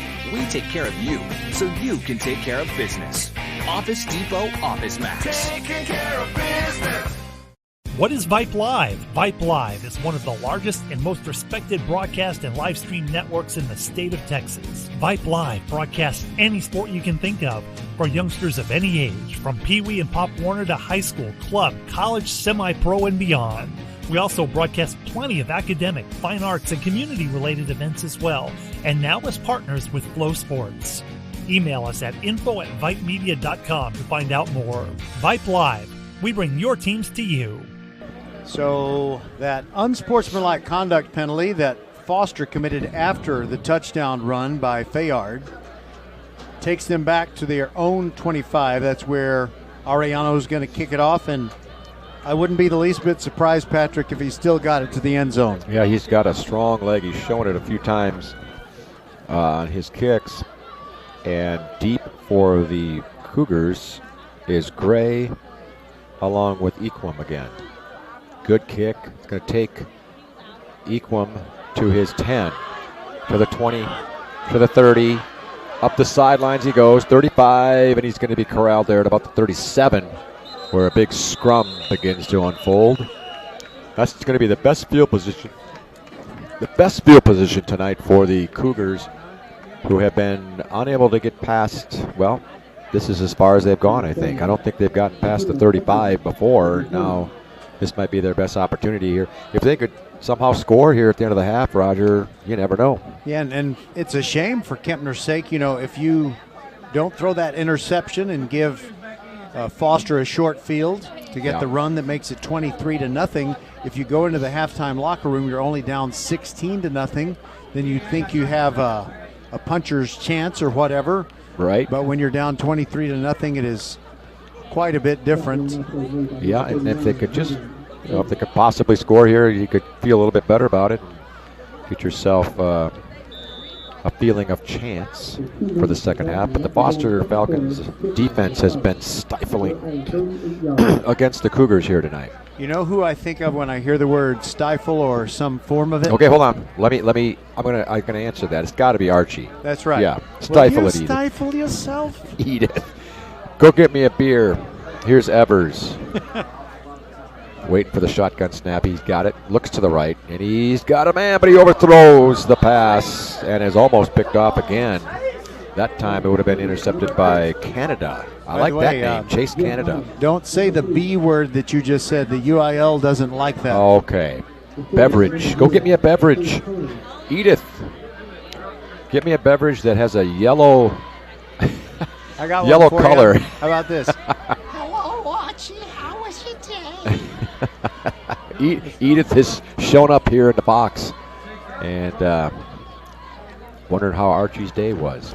I have an idea of something we can discuss regarding 70s television. Well, at halftime. Do you think anybody will even know what we're talking about? Here's the handoff to the right side. Pick up maybe a couple. And I'm looking at it looked like Omi who took that handoff. I don't think Omi got any yards. I think that's no gain right there. He got to about the 37 timeout. Foster, they want to score some more. We'll take a break. 23-0 Foster. You work hard, so you deserve the good things in life, like getting an amazing deal on awesome internet. That's why there's never been a better time to switch to Xfinity. Get the fast and reliable internet you deserve for $19.99 a month for 12 months with a 1-year contract. And for the first time ever, ask how to get 12 times the speed for the same internet price when you add Xfinity Mobile. Just imagine, faster downloads, more streaming, the possibilities are endless. That's more speed and you'll save hundreds over AT&T. Oh yeah, and for a limited time, ask how to get $300 back.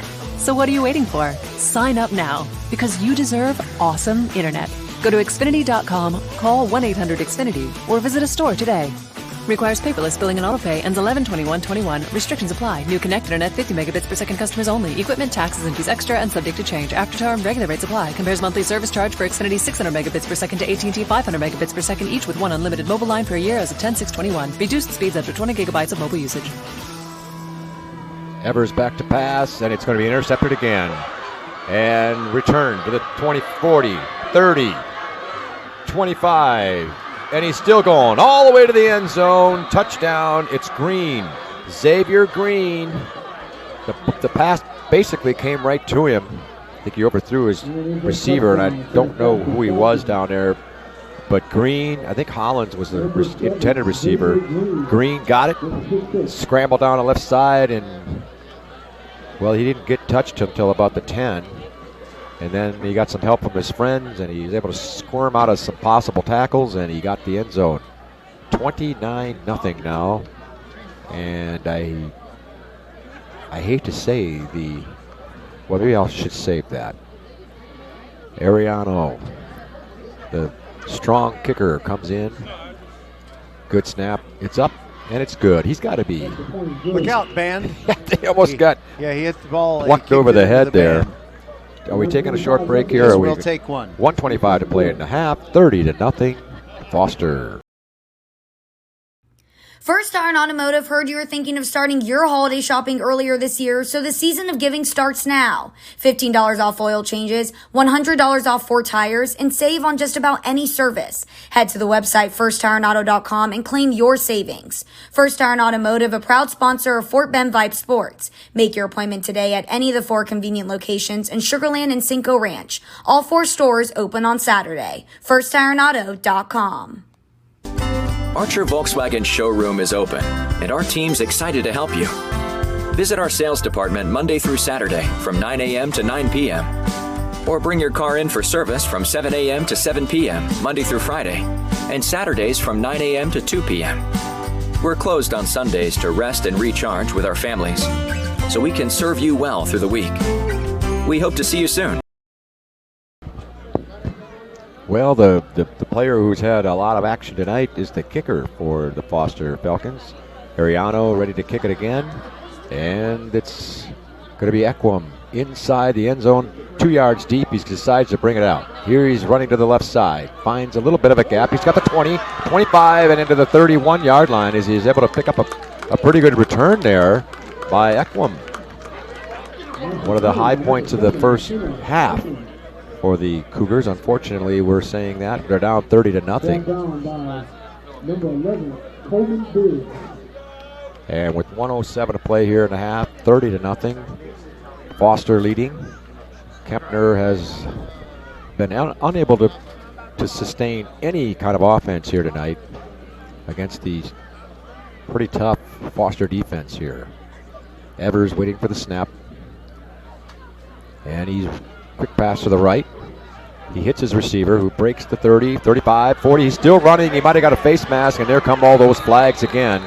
Definitely a face mask. That was the best play of the night for the Cougars, who picked up about 15 yards on the play, and the pass reception was to Gray. And by the way, so we get that first down by itself. Thank you. First down by itself, and they'll tack on the 15 yards for the grasping of the face mask. Yeah. And I have another Nick's Italian Restaurant family connection Let's for hear you. it. Let's hear it. The Falcons have a linebacker, number 37, who's a sophomore and a pretty good one, named Joshua Amy, and his big brother Philip Amy was last year's quarterback for the Falcons. So remember, at Nick's Italian Restaurant, FM 1464 in Sugar Land, just north of Austin High School, their family gets bigger every time you stop by. Here they come now. The Cougars are inside Foster territory for the first time of the night. Evers. Now there's a quick pass to the other side. It's Gray again. Not this time Wow. Foster said, well, you got me one time, but you're not going to get me again. Well, Kempner was being clever by running it to the opposite side of the field this time.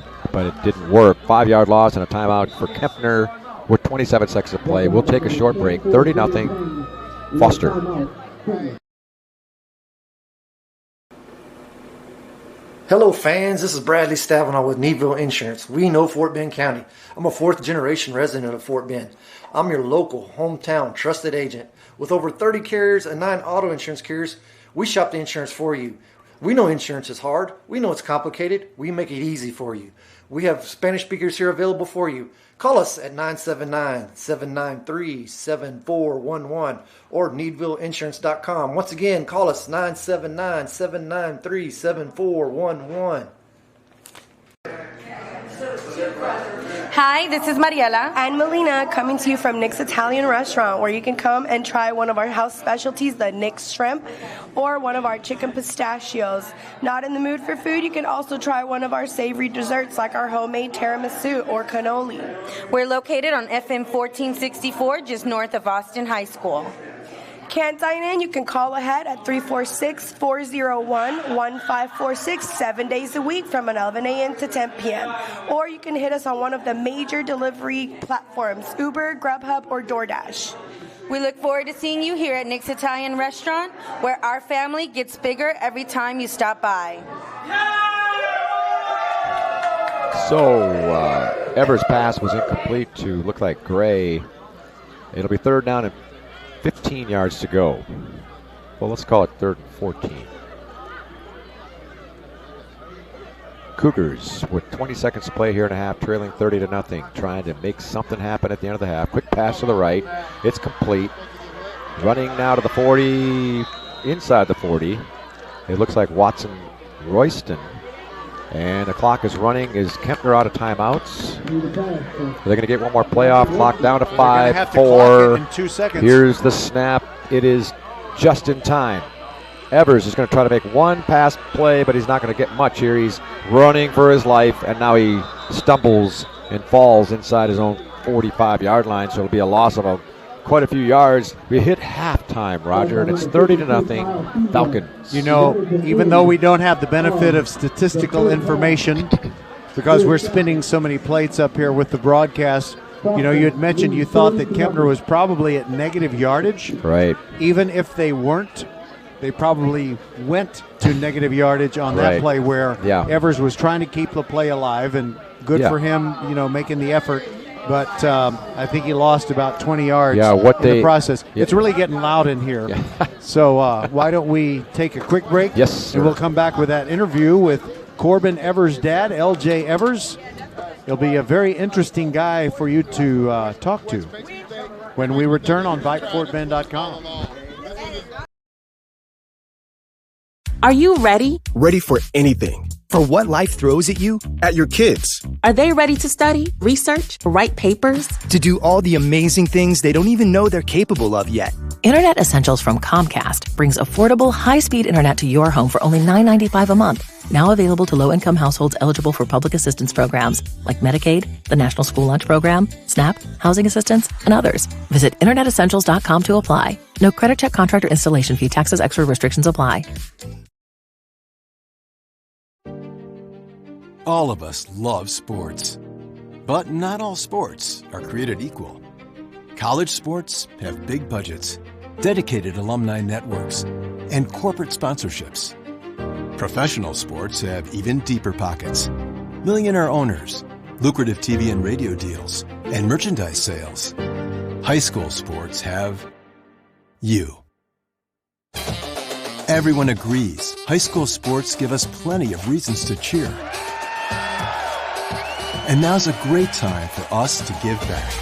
Supporting your hometown high school won't cost you much, but it will go a long way to ensuring the games we love the most are here to stay.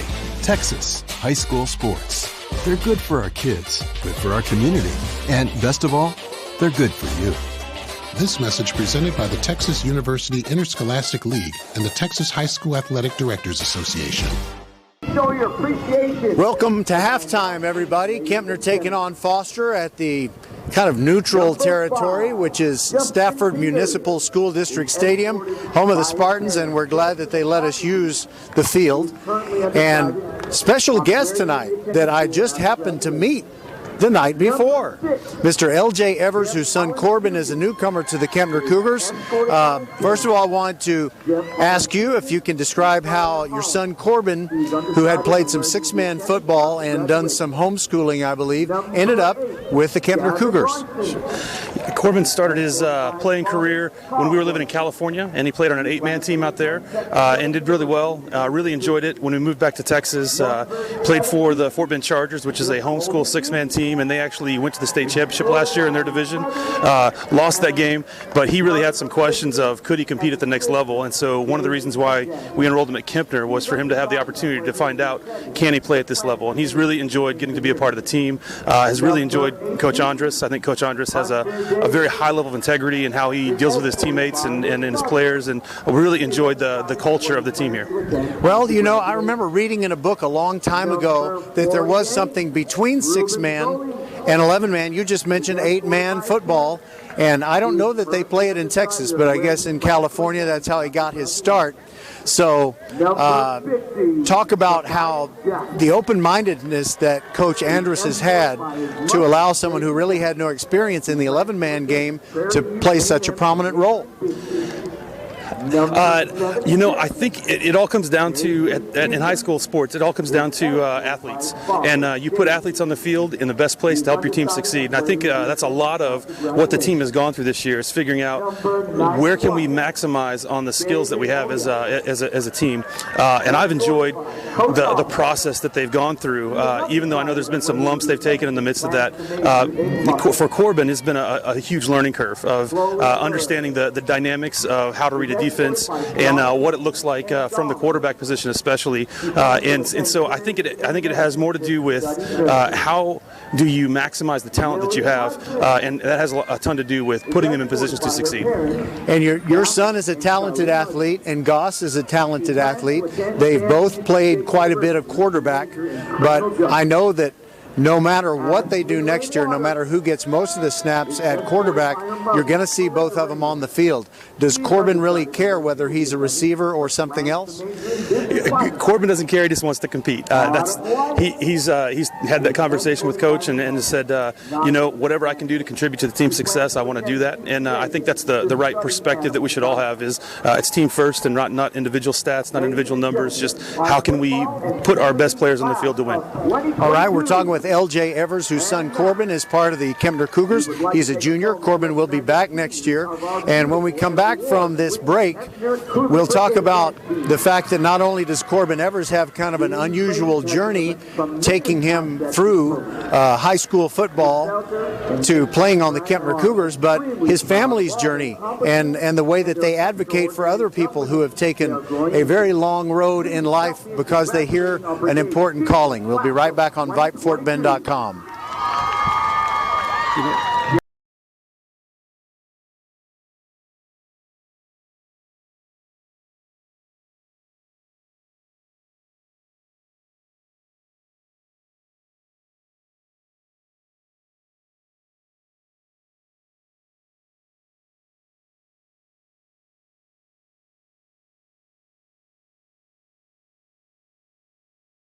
We take care of you, so you can take care of business. Office Depot Office Max. Taking care of business. Welcome back to our halftime show. It's Kempner taking on Foster, and we're talking with L.J. Evers. He and his family are here because Corbin, who is a junior for the Cougars, is part of the team and will be next year, God willing. And speaking of God, I know that so many things that you are doing in service because of God and your faith, that's the reason that Corbin is here. It's also the reason that Corbin has had to have an unusual schedule on a few game days. Yeah, we have we feel like God has placed in our hearts to be purposeful in being involved in the community around us and serving and blessing, especially underprivileged folks. And so our family has, my wife and I have been married for 20 years, and 20 years years, we've lived in 30 different homes. Wow, that's big. I've never heard of anyone with that many homes in that short a span of time. Wow. Yeah, we've gotten the privilege of working with people from over 40 different countries in all of those different locations. And so part of the vision of what we feel like God's called us to do is to help people that have been displaced from other countries to get established, because there's a very different culture here in the U.S., and we want them to be able to succeed. First of all, there's just some practical things that people have, that they have needs to understand how to function here in the U.S. But then, of course, we want them to learn how to succeed in a spiritual sense. And so we teach them from the Bible. We do Bible studies with them and help them to understand what is faith and how does that actually involve in their daily life. For Corbin last week, for example, after the game last weekend, he volunteered with one of our teams that's working with Afghan refugees. And so we spent the all-day Saturday moving furniture in, helping them to get started, helping them to get established. And then, of course, he's in school throughout the week. But then we have part of our mission team has been going in throughout the rest of this week and serving that community, not only bringing them physical resources, but also bringing the Word of God into their homes, into their lives.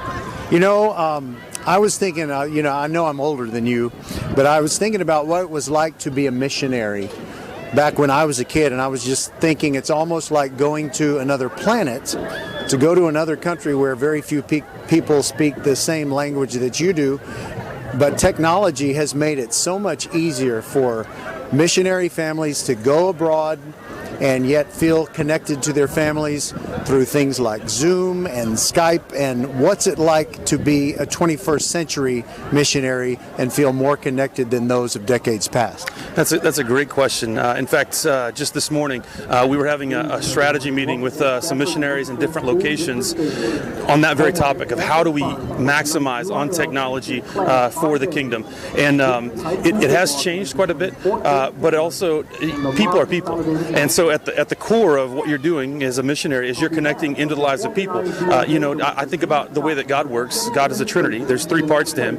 That means God Himself was designed to function in relationship, and that's I think how people work as well. We're designed to function in relationship, and so to bring someone a resource or a tool is great. But if I do that out of relationship with them, now I can show them how to use it and how it works in their life and why it's important for them, and it has a much deeper and greater impact for their lives.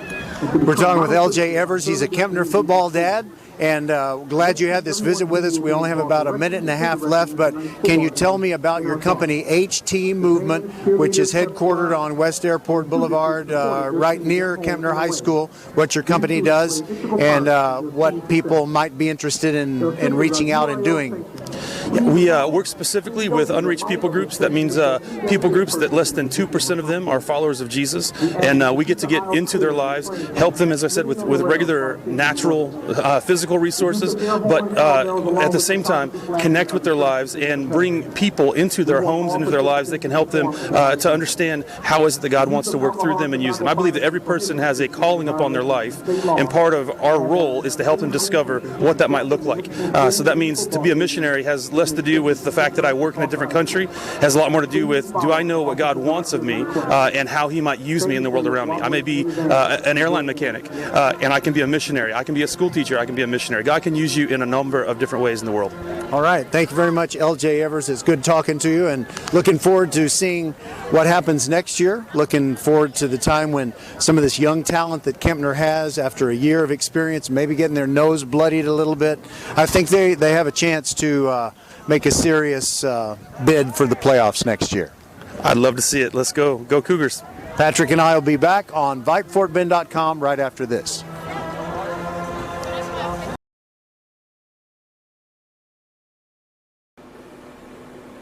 Hello fans, this is Bradley Stavanaugh with Needville Insurance. We know Fort Bend County. I'm a 4th generation resident of Fort Bend. I'm your local, hometown, trusted agent. With over 30 carriers and 9 auto insurance carriers, we shop the insurance for you. We know insurance is hard. We know it's complicated. We make it easy for you.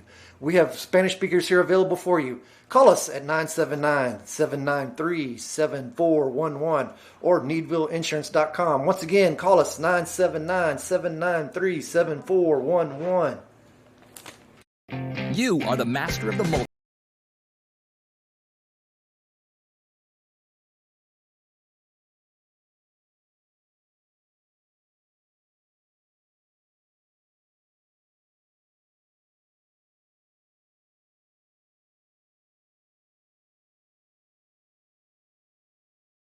everything.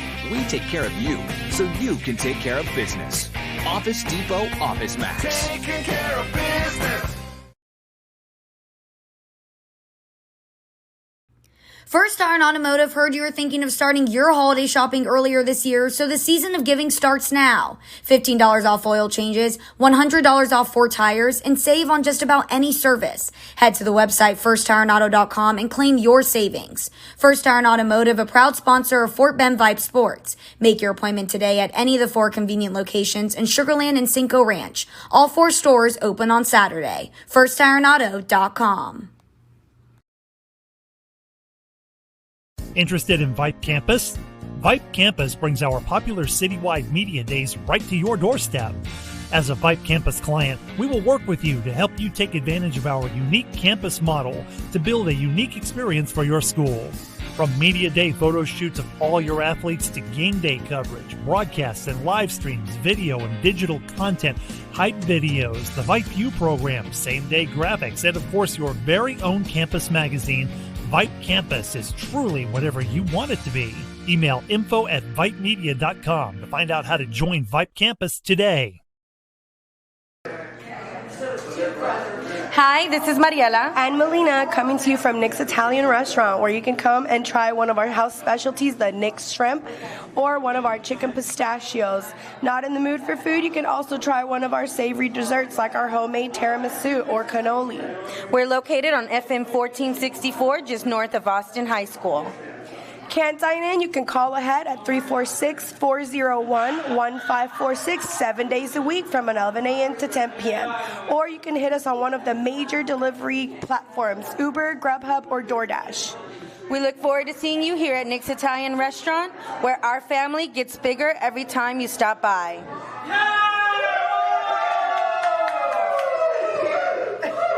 Hello, I'm Gary Horn with Horn Solutions. We agree with energy analysts that the energy market has stabilized. We anticipate significant merger and acquisition activity.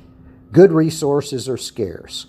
Horn Solutions is positioned to assist you in accounting, finance, IT, and supply chain. Our staff can assist you with outsourcing, or we can supply you with resources to join your staff. Visit hornsolutions.net for details. Gary Horn is a highly successful businessman who has made a huge impact in people's lives, and he loves what he does for a living. That's a big reason why Gary Horn and Horn Solutions support Get a Great Gig. Get a Great Gig is a free job search consultation service that will help you find a job you love, whether it's to make more money or get personal fulfillment in the career of your choice. Email them at getagreatgig@gmail.com or on Twitter at getgreatgigs. Okay, we are back here inside the stadium at Stafford Municipal School District, their high school stadium for the Stafford Spartans. And Patrick, I see it looks like they have a band in street clothes. Is that the Foster Band or the Kempner Band? Yeah, it looks like the Kempner Band. Foster had their performance earlier, and they did an outstanding job as usual. And the Kempner Band sounds wonderful. They just are looking a little different with their street clothes uniform. Now, I was going to mention something. It was really my fault. I kind of led us there, I think, because when we used the word stifle, I said, who do you think of? And you said Archie Bunker, and you mentioned Archie Bunker and some of the things that he did that made you laugh. And then I pretended to be Edith Bunker and said, hello, Archie, how was your day? Yes.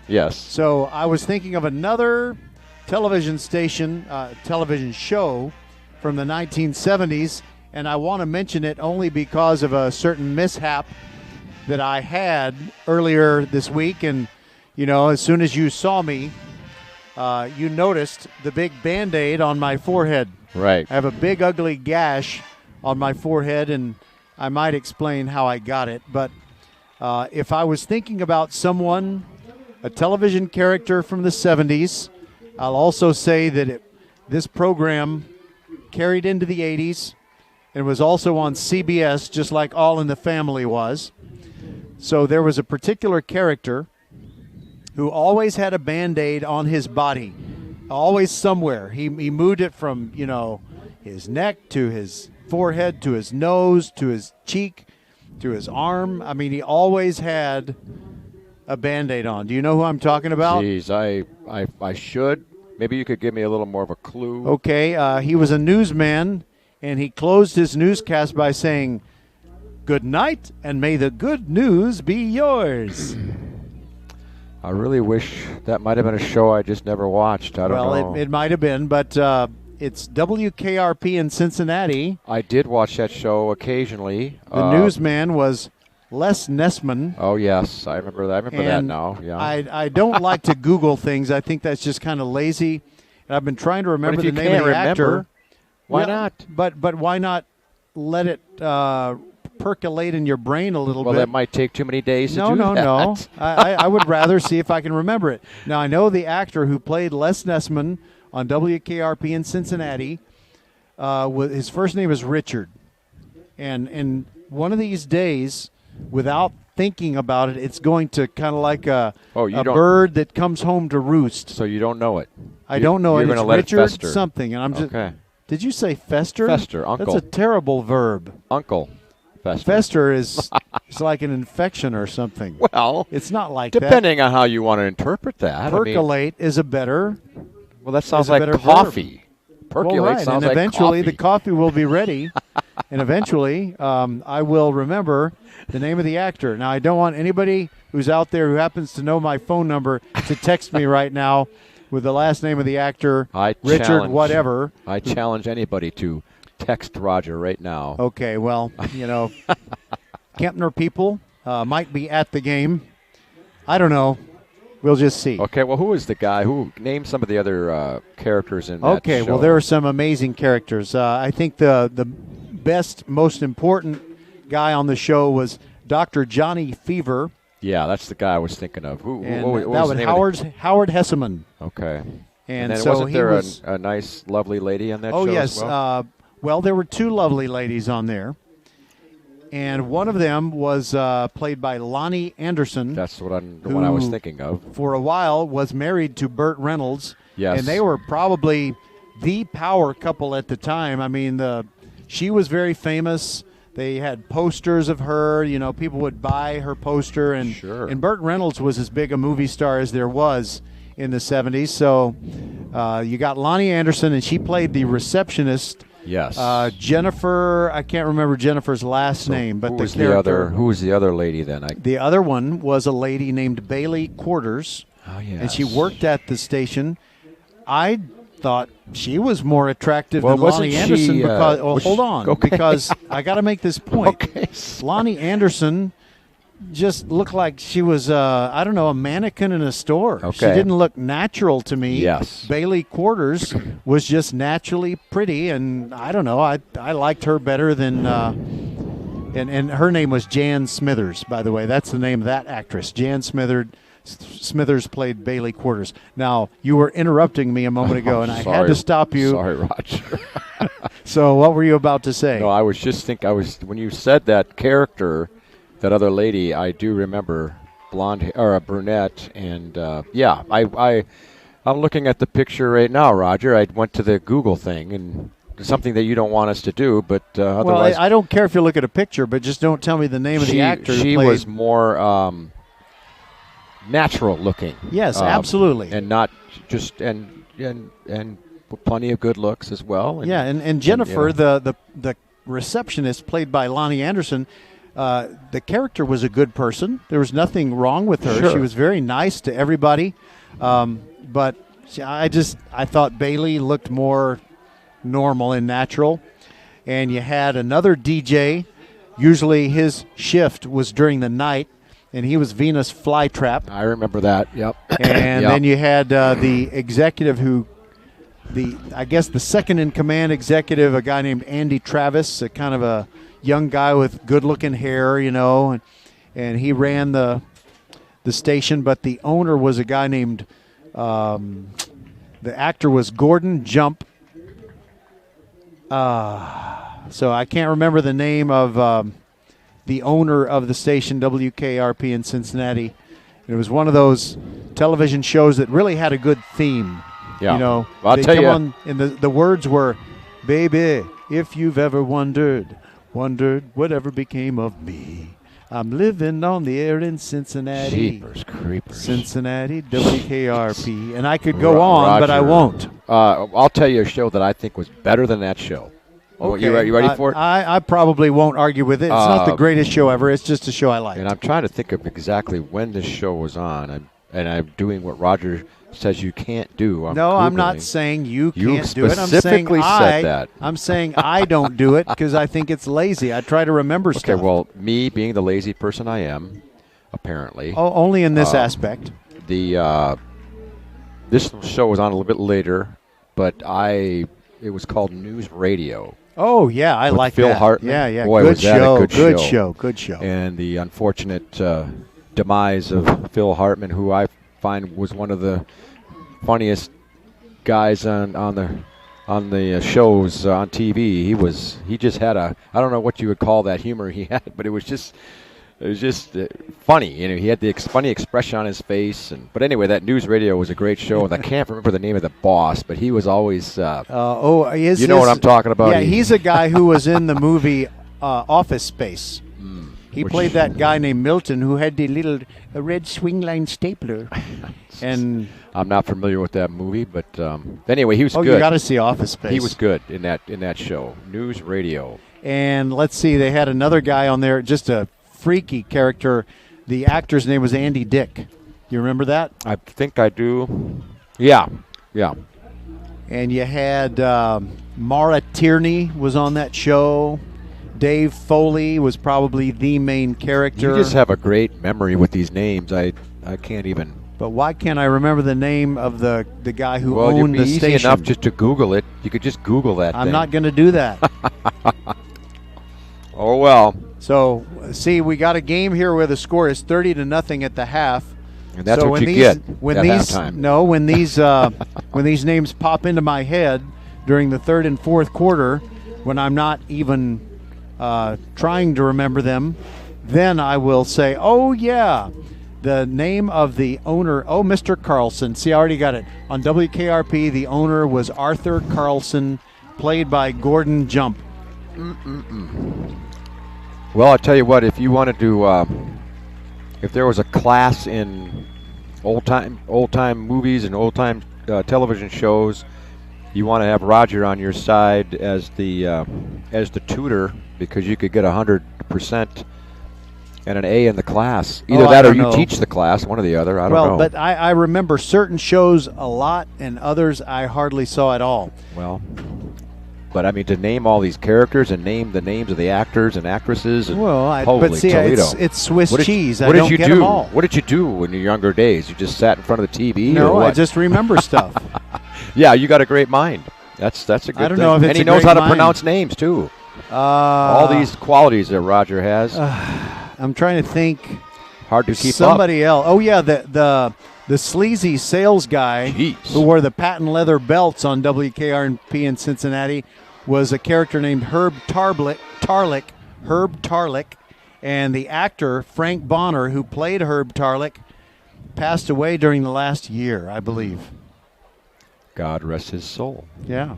Well, you're pulling them out from left field now. I mean, who in the heck would know all this information that you're pulling out, Roger? Now, I'm sure there are people that know more trivia than I do. Well, I work with a fella at school who he can take movies and rattle off lines from particular movies, and I'm thinking, how in the world do you remember all that? And he just got a great memory for that kind of stuff, and I wish I had a better memory for that kind of stuff. I got a little bit, but certainly not like Roger. The teams have entered the field again.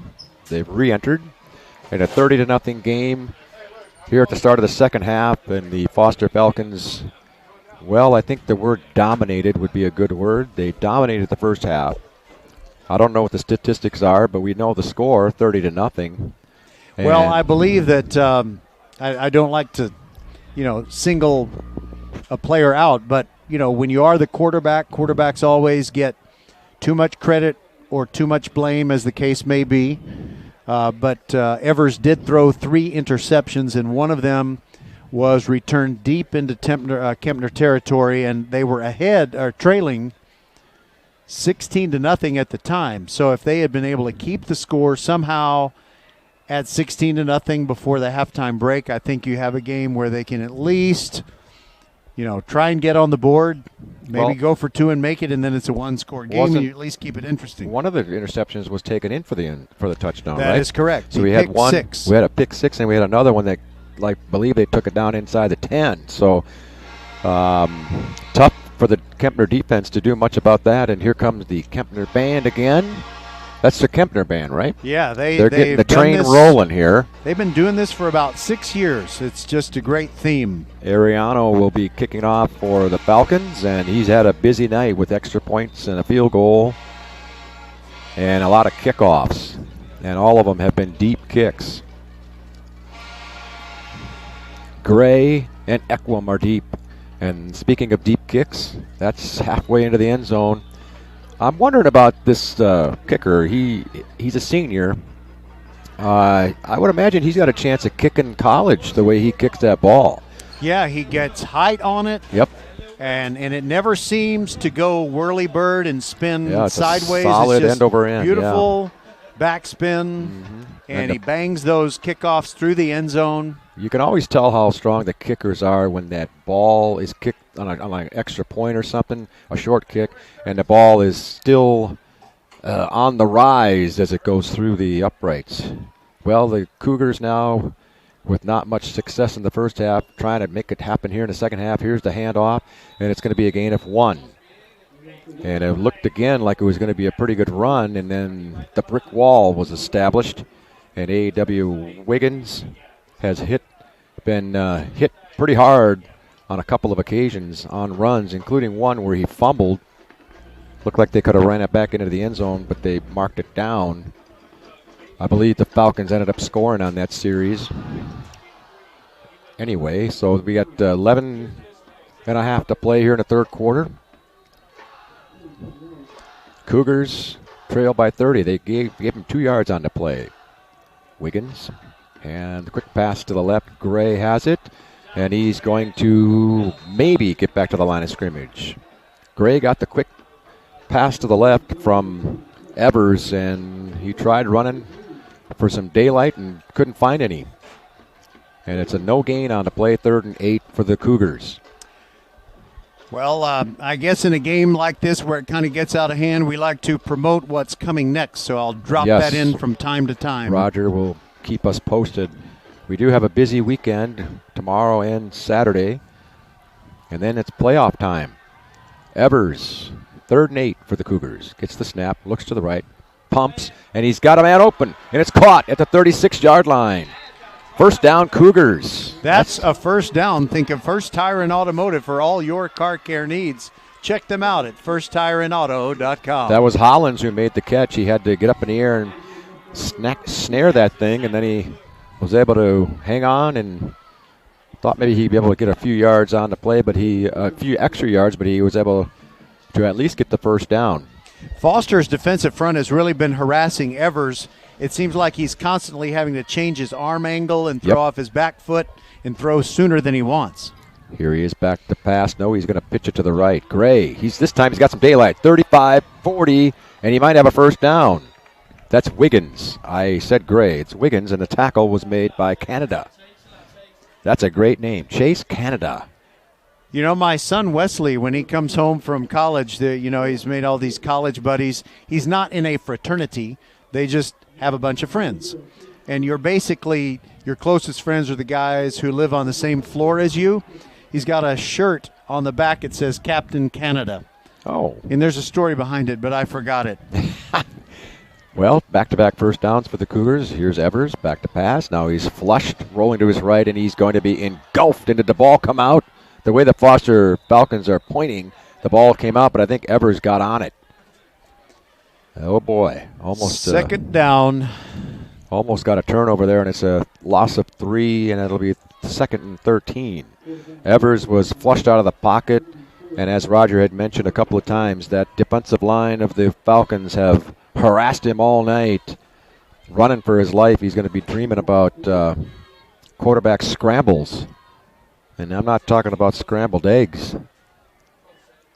Evers, he's got a back flanking him to the left, and then in the deep back is Wiggins.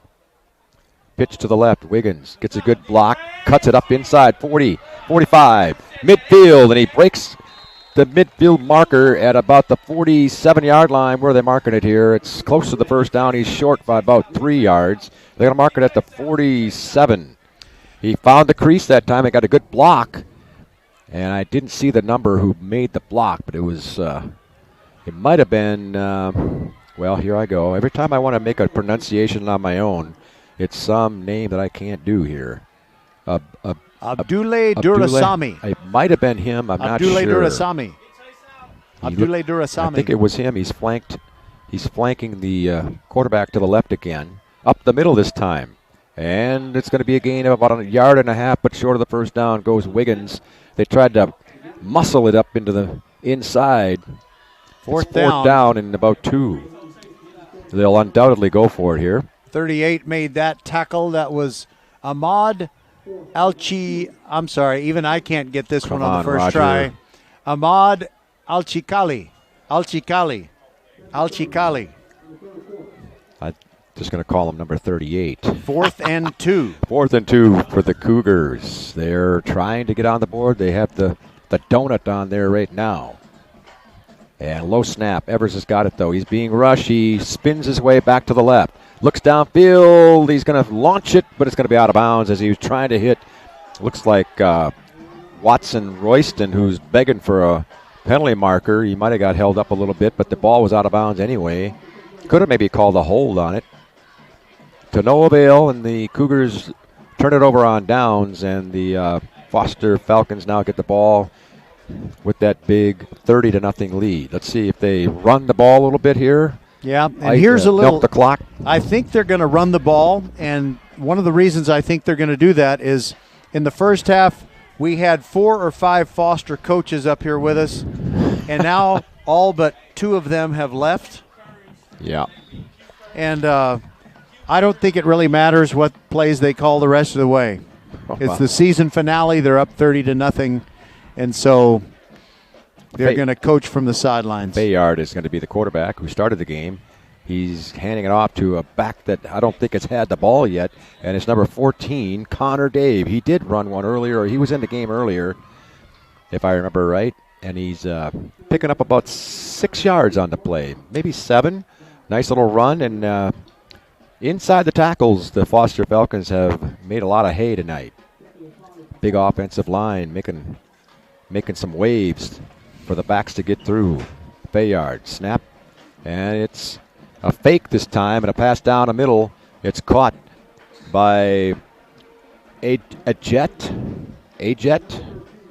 Just a second. Adjet. Hey, Coach, how do you say that guy's last name? And Roger is going to find out the pronunciation of that guy's name. A jet. Here's a handoff. Left side to the 15-yard line, 25-yard line goes the running back. That is Connor Dave again.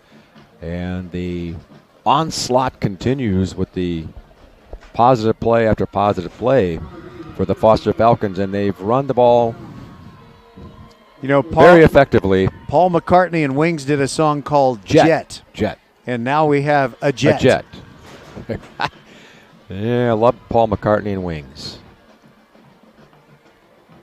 Bayard fakes the handoff. A Jet's got it. Right side 20. Breaks it inside the 10. 5. Touchdown. Boy, he scampered in there quick. He's got the quick feet. 25-yard touchdown pass from Bayard to a Jet. And it's now 36-0. I wonder if they ever use a jet for the jet sweep. Roger, I'm telling you, you should be an offensive coordinator when you get done doing all these broadcasts. Maybe you'll be an offensive coordinator. You know how old I am, Patrick. It's too late for me to start a coaching career. Never too late. No, it is too late. I'd rather do this. I know. You don't really have to take the blame for anything. Ariano kicks it up and through. And it's 37-0 with 5.5 to play here in the third quarter.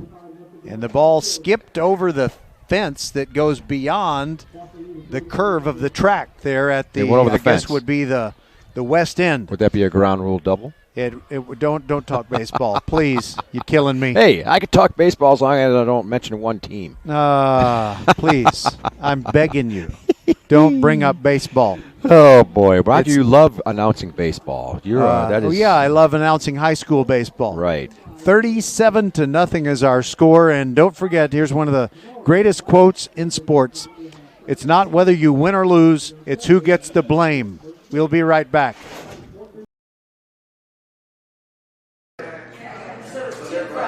Hi, this is Mariela and Melina coming to you from Nick's Italian Restaurant, where you can come and try one of our house specialties, the Nick's Shrimp, or one of our chicken pistachios. Not in the mood for food, you can also try one of our savory desserts like our homemade tiramisu or cannoli. We're located on FM 1464, just north of Austin High School. Can't dine in? You can call ahead at 346-401-1546 7 days a week from 11 a.m. to 10 p.m. Or you can hit us on one of the major delivery platforms, Uber, Grubhub, or DoorDash. We look forward to seeing you here at Nick's Italian Restaurant, where our family gets bigger every time you stop by. Archer Volkswagen showroom is open, and our team's excited to help you. Visit our sales department Monday through Saturday from 9 a.m. to 9 p.m. Or bring your car in for service from 7 a.m. to 7 p.m. Monday through Friday, and Saturdays from 9 a.m. to 2 p.m. We're closed on Sundays to rest and recharge with our families, so we can serve you well through the week. We hope to see you soon. Cougars get the ball on the 25-yard line, and a 2-yard pickup on the first play from scrimmage on this series as they trail 37-0. 5.5 to play here in the third quarter. They pick up 3 yards on the play. Let's let our listeners get a chance to get to know Patrick Kinnick a little bit better. So you're a Travis dad, and you're not going to join me on the broadcast tomorrow because it's your son's last regular season game. Sam is a senior, and so it'll be me solo, right? Here's the pitch to the left, or to the right, I'm sorry. It's Wiggins trying to get some outside running there, and one of the helmets of the big lineman for the KEMPNER Cougars came flying off. It looks like he's going to have to come off the field for a play. It's Jackson Tobias. Well, by the way, I should have wrapped up what I was saying sooner so you could describe that play. But so you and your wife, Maureen, will watch Sam Kinnick play his final regular season game without a headset on, right? That's the plan. Now, things could change throughout the day, but I'm thinking kind of like to savor that last one from the stands, last regular season game. Here's Evers waiting for the snap. Quick pass to the left. It's caught. 35, 36-yard line. Looks like it's going to be a first down for Gray. He caught the pass, went up the field smartly, and was able to get that first down. They've run that play about 5 times, and they've had success maybe 2 or 3 of the times with some positive yards, and Cougars have picked up another first down.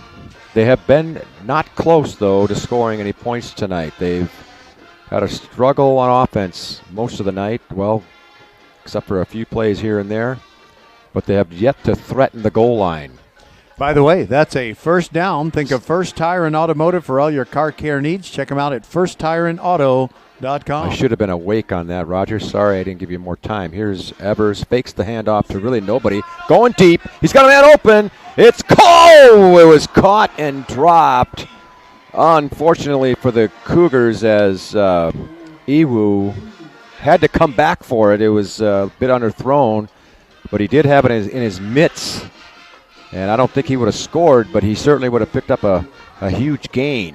It would have Coleman Biggs, he was, I don't know if that was necessarily the receiver he should have been covering, but he was lucky that the ball was very much underthrown, and that's the reason he was able to get back there and disrupt it. Well, Evers, if he'd have just thrown a little sooner, maybe it would have been better for the Cougars. He's back to pass again, going deep again, and it's going to be intercepted, I believe. Yes, I think he hung on to it. Biggs. Good interception. Did you say it was Biggs? Yeah. It's Biggs. Yeah, he made Number 11. Made a big play. They're mobbing him. He must be very popular. Coleman Biggs makes the great interception. He was in good position. The ball was slightly underthrown, and he took advantage of it. 3:19 to play, and it's 37-0 Foster Falcons. How about we name the Kempner seniors playing Let's their do last that. game? Roger, great idea. Justin Peters. He's played a lot in other games that we've seen. We haven't seen him tonight. I have an idea that means he's injured. Jeff Hollins, Gavin Watson-Royston. I'll continue in a moment. Here's the first play of this series. Handoff up the middle. No, it's a fake. And Godwin has it. He's got the 40. He's a pickup of about 7 yards. A good fake by Godwin, and then he took it to the right side. More seniors. Kevin Wynn. Now this says Corbin Evers, but he still has a year of eligibility left, and he is going to stick with Kempner. He will be back next year. Jacoby King, as you may remember, he was the homecoming king. Yes. Here's Goodwin, and then now it's whistled. Apparently an offensive penalty before the snap on a 2nd and 8. Continue with those seniors, Roger, the Cougar seniors. Hunter Davis, Ruben Solis, Tobias Jackson, whose name you have mentioned tonight, Eduardo Rodriguez, and David Oye. And congratulations to those fine ball players in their careers, coming to an end tonight on a sort of a sour note so far, but they put it all out there all these years, and the culminations tonight here. Here's Godwin. He's going to pass. He pump fakes, goes deep. He's got a man open, left side. It's going to be dropped. Oh, boy. He had it, and he dropped it. Looks like Leditsky. 89, the holder. Leditsky. The guy who holds for the I'm gonna place say kicks. Leditsky. Is that right? Yeah, Jackson Leditsky. And he had it, but do we have more seniors? No, we got all the seniors, but I found something really interesting. The offensive coordinator for Kempner is O.C. Oliver. He's O.C., the O.C. That is pretty interesting. What are the odds of that? 2:09 to play here in the third quarter, and it's a 3rd and 7 for the Falcons. You got in the backfield with Godwin is England, who flares to the right. Now there's a big rush, and it's going to be a sack. Big play for the Kempner Cougars. I think my favorite Kempner Cougar of this year is Cody Wynn Pham. He made the sack. Came in on a blitz and sacked the quarterback Godwin, and it'll be 4th down in a punting situation for the Falcons. I believe this is their first punt of the night. Or did I miss one earlier? I don't think they did punt, have they? They did punt at least once. Okay, so it's Ariano is going to be the punter as well. Let's see. He's been a great place kicker tonight. Let's see what the punts can do for him. He's got a little wind to his back. Yeah, see how far he can boot this thing. It's Gray deep for the Cougars at his own 40. Here's this high snap. He's able to get it down, and a pretty good kick. Fair catch. Gray's got it at the 39-yard line. And with 1:11 to play here in the third quarter, Foster on top 37-0. Cougars ball again here. Let's give everybody all the stuff that we're going to have later on this week. First of all, if you want to hear the interview with Corbin Evers' dad, L.J. Evers, you can always listen free, listen live, listen later on VypeFortBend.com. Our podcasts, after we do a ball game, they're usually up and running and ready to listen to as many times as you want, totally free, about 45 minutes after a game ends. Here's a snap to Evers. And he's got his receiver already off his fingertips and intercepted by the Foster Falcons. And Ajaku made the interception. The pass was intended for, I believe, Hollins. Yeah, and that was not Evers' fault. That was off of Hollins' hands and just an easy pickings tip ball interception. Yeah, once the ball was tipped out of there, it was just a duck floating into the hands of Ojaku. Made an easy interception. That's about, what is that, the 5th turnover of the night for the Cougars? I'm afraid so, yes. That's unfortunate, and the Falcons have certainly taken advantage. We have another quarterback in for the Falcons. Looks like Carlisle. Number 4. Austin Carlisle. Handoff up the middle. Good running again by Connor Dave. He scampers for 9 yards. You know, there's another thing about Foster that is a Nick's Italian Restaurant family connection, and that is Sean McDowell's daughter is one heck of a softball player. Foster has an awesome softball program. The only problem is there's a Barbers Hill softball program. Barbers Hill is just so good. Foster, snap I is think I'd have a hard time getting past him. Wide of the quarterback, who's trying to scramble out of there, and he's going to be tackled inside the 50 at about the 49-yard line. Is that Win Pham again? I believe it is. It is. Number 10, Cody Win Pham. He is relentless. He never stops pursuing the quarterback. Well, that was Carlisle, the quarterback, and I just looked at the roster here. He's a freshman, Roger. How about that? A freshman quarterback in there. You know, Xfinity is the future of awesome, and we believe that Carlisle has an awesome future. There's the end of the third quarter as the buzzer sounds. It's 37-0 Foster.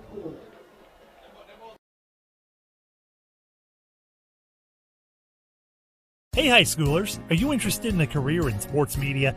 Vype can help. Launched in 2017, our Vype U Ambassador Program is a one-of-a-kind educational scholarship program that offers high school students a chance to gain hands-on experience in the sports media field. Vype U also gives students a platform to build their portfolio of creative work under the guidance of Vype's seasoned professionals. From covering games to publishing photos, writing articles, and conducting on-camera interviews, each Vype U ambassador receives an immersive experience geared toward their interests while promoting their own school and preparing them for their future. Email info@vypemedia.com to find out more about Vype U today. You work hard, so you deserve the good things in life, like getting an amazing deal on awesome internet. That's why there's never been a better time to switch to Xfinity. Get the fast and reliable internet you deserve for $19.99 a month for 12 months with a 1-year contract. And for the first time ever, ask how to get 12 times the speed for the same internet price when you add Xfinity Mobile. Just imagine, faster downloads, more streaming, the possibilities are endless. That's more speed and you'll save hundreds over AT&T. Oh yeah, and for a limited time, ask how to get $300 back. So what are you waiting for? Sign up now, because you deserve awesome internet. Go to Xfinity.com, call 1-800-XFINITY, or visit a store today. Requires paperless billing and autopay. Ends 11/21/21. Restrictions apply. New connected internet 50 megabits per second customers only. Equipment, taxes, and fees extra and subject to change. After term, regular rates apply. Compares monthly service charge for Xfinity 600 megabits per second to AT&T 500 megabits per second, each with one unlimited mobile line for a year as of 10/6/21. Reduced speeds after 20 gigabytes of mobile usage. Well, a long pass play just occurred, and here's the next play from the 21-yard line. And running to the left side, heading toward the pylon. It's going to be down at the 1-yard line. That was the running back, Connor Dave, who took it to the left side and used those quick feet to get all the way down to the 1-yard line. The play before that was a pass from Carlisle to Courage. Ugo Chukwu. Thank you, Roger. And, well, here they are again. Foster is knocking on the door at the 1-yard line with 11 minutes to play, already leading 37-0. It's going to be a great memory and finish for the Foster seniors here tonight. And, of course, the KEMPNER Cougar seniors are going to have a little bit of a sour taste in their mouth after this season-ending defeat. Carlisle takes the snap, and he just basically walks into the end zone left side. He had nobody there to challenge him, and the freshman scores a touchdown. 43-0 now. I heard a cheer last night at a volleyball match. Oh, boy. A cheer that you memorized or what? Well, no. It's just something you hear from time to time, but I heard a response to it that I'd never heard before. So before Ridgepoint played its match last night where they beat Seven Lakes to advance to the second round of the playoffs. Actually, I said last night. It was Tuesday. I'm sorry. Okay, Tuesday. Tuesday night. Now we have a new kicker in, Roger. Let's see if we can. do. He's a left footer. I think it's number 17, Griffith. The kick is up, and he's got a pretty good leg, too. It's good. And now the score is 44-0. We're going to take a short break. Foster leads. You work hard, so you deserve the good things in life, like getting an amazing deal on awesome internet. That's why there's never been a better time to switch to Xfinity. Get the fast and reliable internet you deserve for $19.99 a month for 12 months with a 1-year contract. And for the first time ever, ask how to get 12 times the speed for the same internet price when you add Xfinity Mobile. Just imagine. Faster downloads, more streaming, the possibilities are endless. That's more speed and more value for the same price. Oh yeah, and for a limited time, ask how to get $300 back. So what are you waiting for? Sign up now, because you deserve awesome internet. Go to Xfinity.com, call 1-800-XFINITY, or visit a store today. Requires paperless billing and autopay. Ends 11/21/21. Restrictions apply. New Connect Internet 50 megabits per second customers only. Equipment, taxes, and fees extra and subject to change. After term, regular rates apply.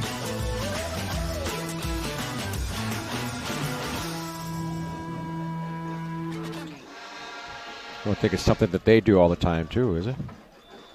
Evidently. Oh.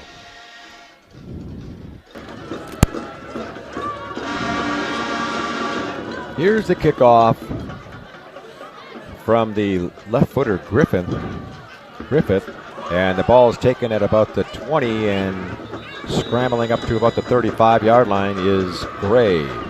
Okay, so Tuesday night at Katie's Merrill Center, there was a doubleheader of volleyball playoffs. In the first one, Cinco Ranch beat George Ranch to eliminate George Ranch. I don't know if our Foster listeners would be happy to hear that because of their rivalry with George Ranch, or if they would be rooting for George Ranch in a playoff situation. Anyway, so somebody makes a great play, and if you have a ninth grader who does something special, usually get the chant of, he's a freshman, or in this case, she's a freshman, and the people from Cinco Ranch said, we don't care.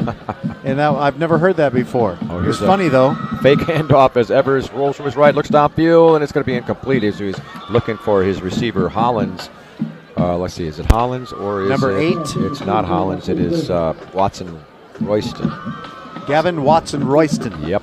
Sounds like a law firm. He was unable to catch up with the ball as he came off the defender's efforts, and it's 2nd down and 10. Or is there a marker on the field? Yes, there's a marker, and it's ineligible receiver downfield. And again, Roger, I believe we talked about this maybe one of the games prior. In a situation like that, why does that have to be called? Yeah, it's 44 to nothing. I mean, even Come on, man. And it's an incomplete pass to boot. Here's first down, and they're going to call it 15. Hand off, left side. He's got the corner. He's got about the 37-yard line, 37-yard line, and that is, again. Oh, me, oh, my. Chibuki. It's Omi. Chibukum Omi. Omi. He ran pretty hard on that play, and he's able to get 6 yards. I thought it was 7, but they're going to mark it at the 36-yard line. It is 2nd down and 9. The clock is underneath 10 minutes. Now it's 9:45 and counting. Evers with a back behind him and a back to the right of him. Pitch to the right. Omi. No, that's not Omi. It is Omi. Looked like they might have got a horse collar there. He was able to get to the 39-yard line. They're going to mark it at the 40.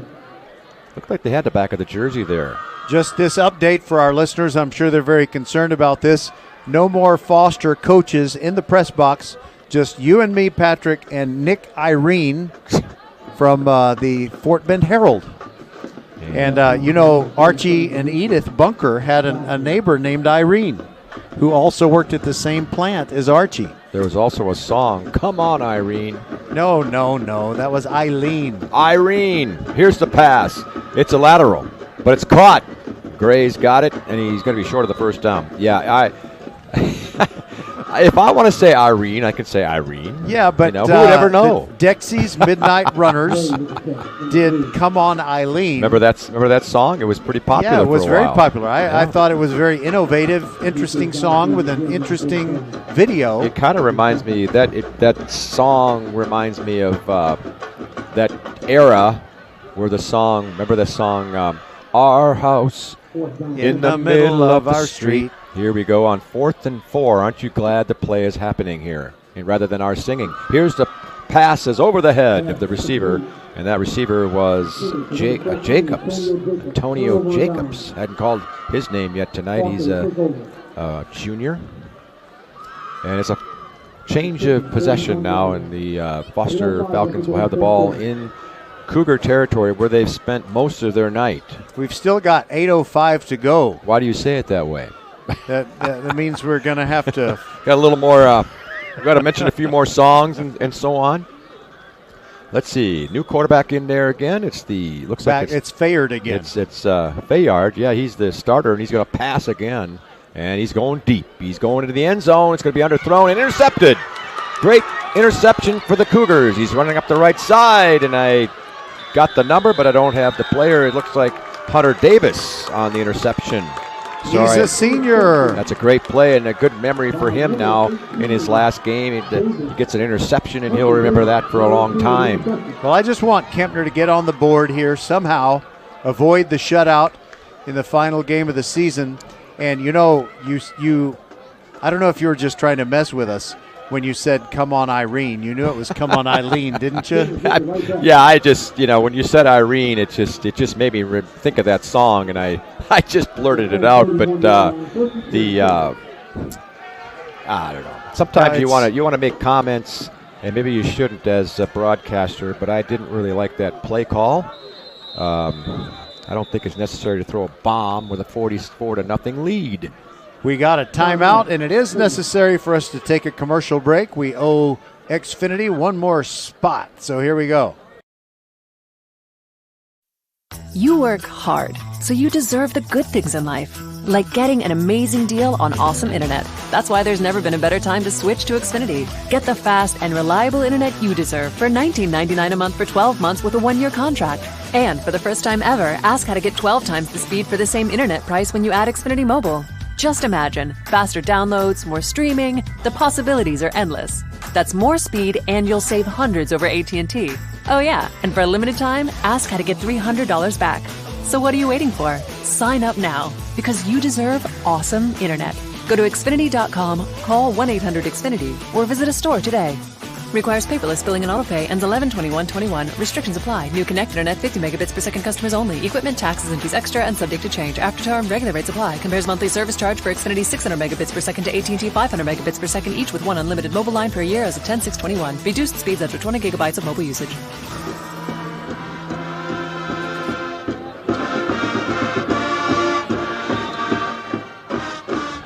We come back to Neil Diamond, playing by the Foster Falcon Band. Handoff, 40, 45, 50, inside Falcon territory. That is Wiggins with a nice run. The best play of the night for the Cougars.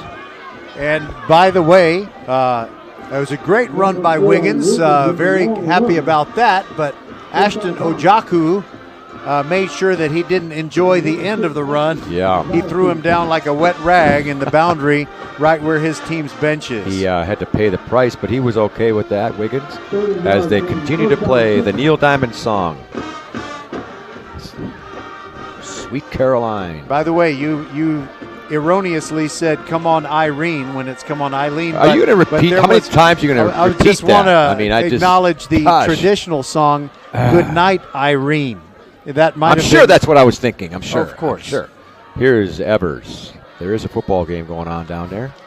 Pitch to the right, handoff to the right. Wiggins spinning and gaining a few yards inside the 40 to the 38. Trying to, as Roger said, trying to get on the scoreboard. It'd be nice to get him one touchdown at least here in the waning moments of the game as we are under 6 minutes to play, 5:50 to play. You know, there's a particular local radio personality who says stuff wrong about entertainment and music and stuff, and does he just do it to on annoy purpose? people. Okay. Yes, that's the only reason he does it. Yeah. He misidentifies bands. And see, that's what I'm doing. Yeah. I'm just trying to keep everybody on their toes. Here's Evers waiting for the snap again. Fakes the handoff, looking deep, going to the end zone, and he's going to be overthrowing his receiver. And one of the receivers down there was Hollins, and then he had another guy close by. So I'm not sure which one he was going to because both receivers were in the same area.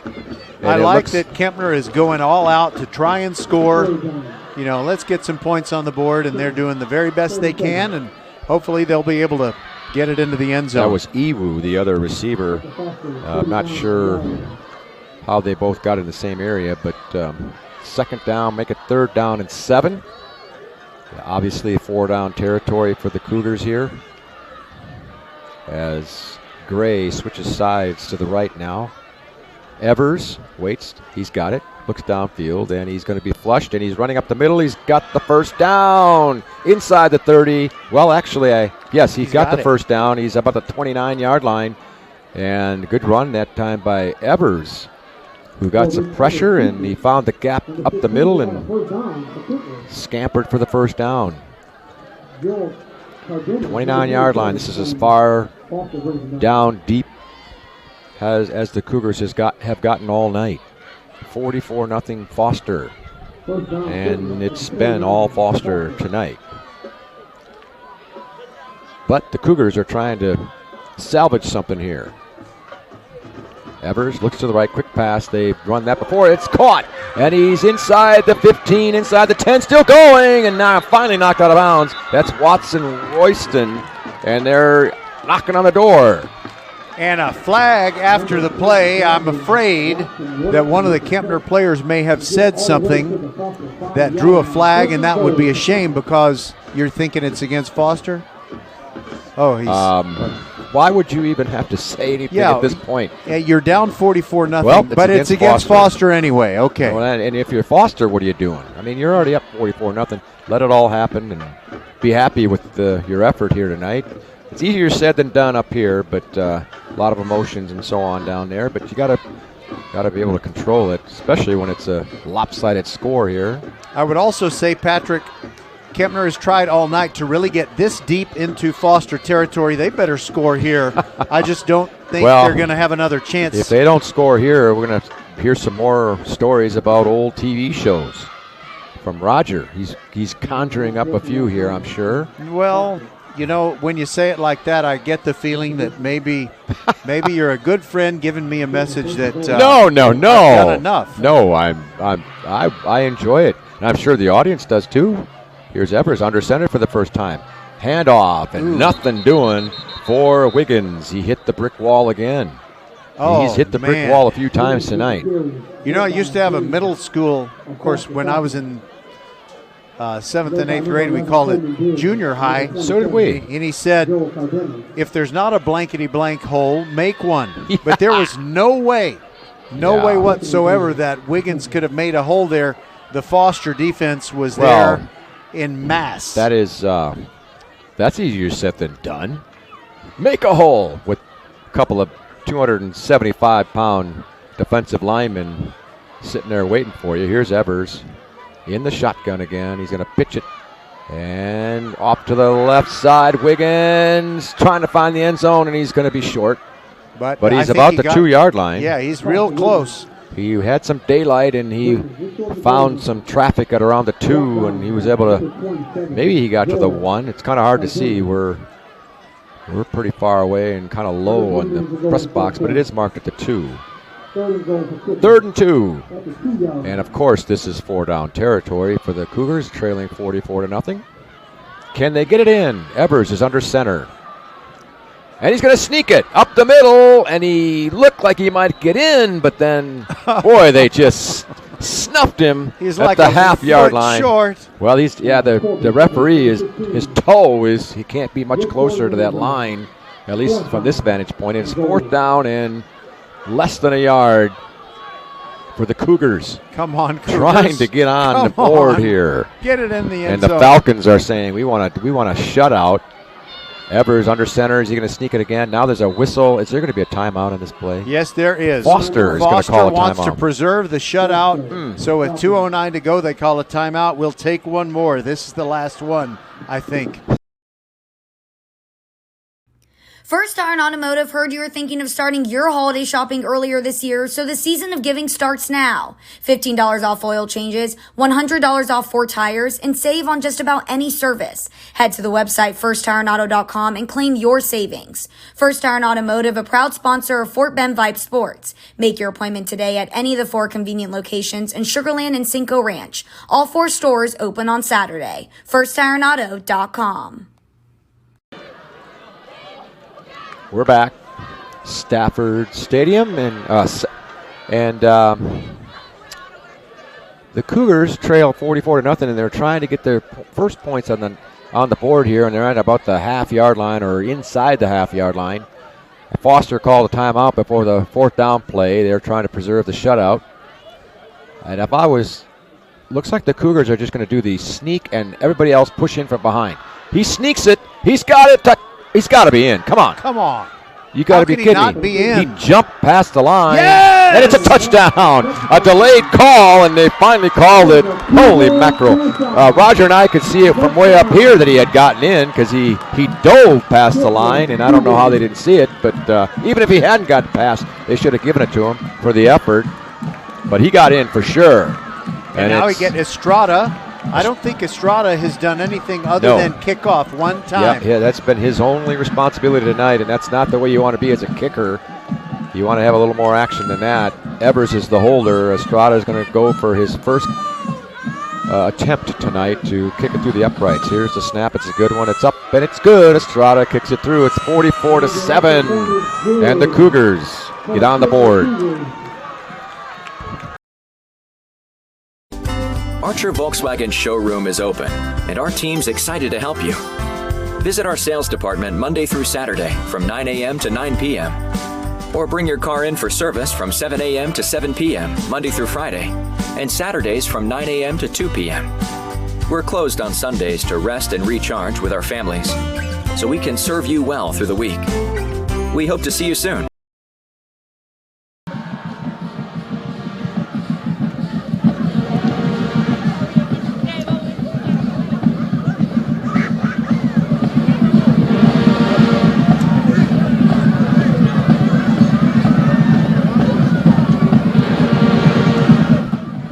By the way, Patrick, as the band continues to do its train imitation, on that extra point kick, there was unsportsmanlike conduct called against both teams, offsetting the point is good and Estrada, not Estrada.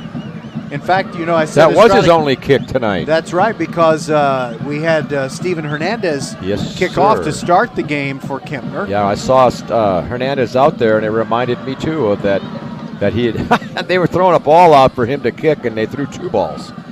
They didn't know which one to catch. Now the referee has it. I don't know what he would be instructing the kicker here, but anyway, yeah. Okay, so Hernandez is teeing it up. Right. Why is it the official doesn't just chunk that other ball? Well, he finally does. Okay. Now would they kick an onside kick here, Roger? No, I don't think they will. I hope they do, but I don't think they will. I don't think they would either, based on the score here. And the Foster Falcons will be receiving the kickoff for the second time tonight. It's a good kick. They kicked it deep, fielded at about the 13-yard line by Ty Moore. Actually, that's Kendall Stewart. He runs it out to about the 36-yard line. Kendall Stewart. And now Cougar is down. Uh-oh. You never want to see that happen at all, but it just seems kind of useless when you're near the end of a one-sided game. Yep. You hate to see it happen, like you said, any time, but especially when it's 44-7 and the players have hit the knee. When did that tradition happen, Roger, when they go to a knee on an injury? I can't really remember exactly when it happened. And by the way, the injured player is Ikenna Ekwem, and he's favoring his left knee. He's getting some help from the trainers and maybe one of the coaches, but hopefully he'll be all right. But he's a little tender right now. And by the way, one of my favorite people in the Kempner athletic program, Kara Sylvester, the head trainer and the girls athletic coordinator.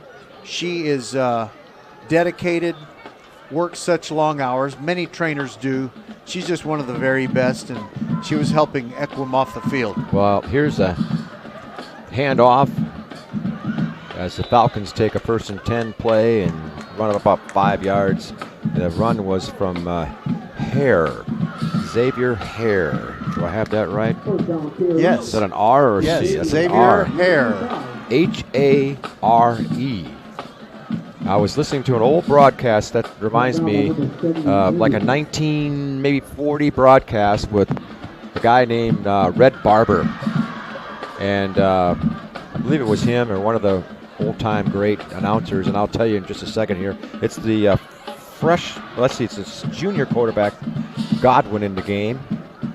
They've had 3 different quarterbacks, and they're going to pass again. Here's the pass to the left side, caught, and still running, and finally run out of bounds is number 84, Mathers, Trenton Mathers. And he happens to be a senior, so perhaps that might have been one of those things where a kid may not be the most talented player, but he works hard, and a coach wants to make sure he gets on the stat sheet for his final game. So I was listening to one of those old-time games, 1940 playoff game or World Series game, and the announcer was doing the starting lineups, and he'd named the guy. It was Bill Johnson, John-S-O-N. He spelled every name as he. I thought that was kind of funny. Wow. And here goes the runner, Godwin. The quarterback just took it and ran to the right and picked up about 11 yards. That'll be the last play of the game, I would think. I can't believe they would run another play. The players are lining up at the 50-yard line, and it's 44-7. That'll be your final score here from Stafford Stadium. And Roger, it's been a beautiful night. Tough way to end for the Cougars.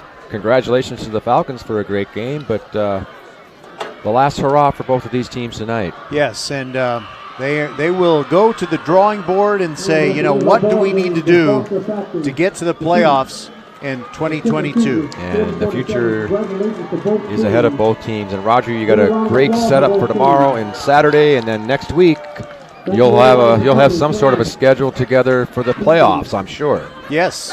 So we will have.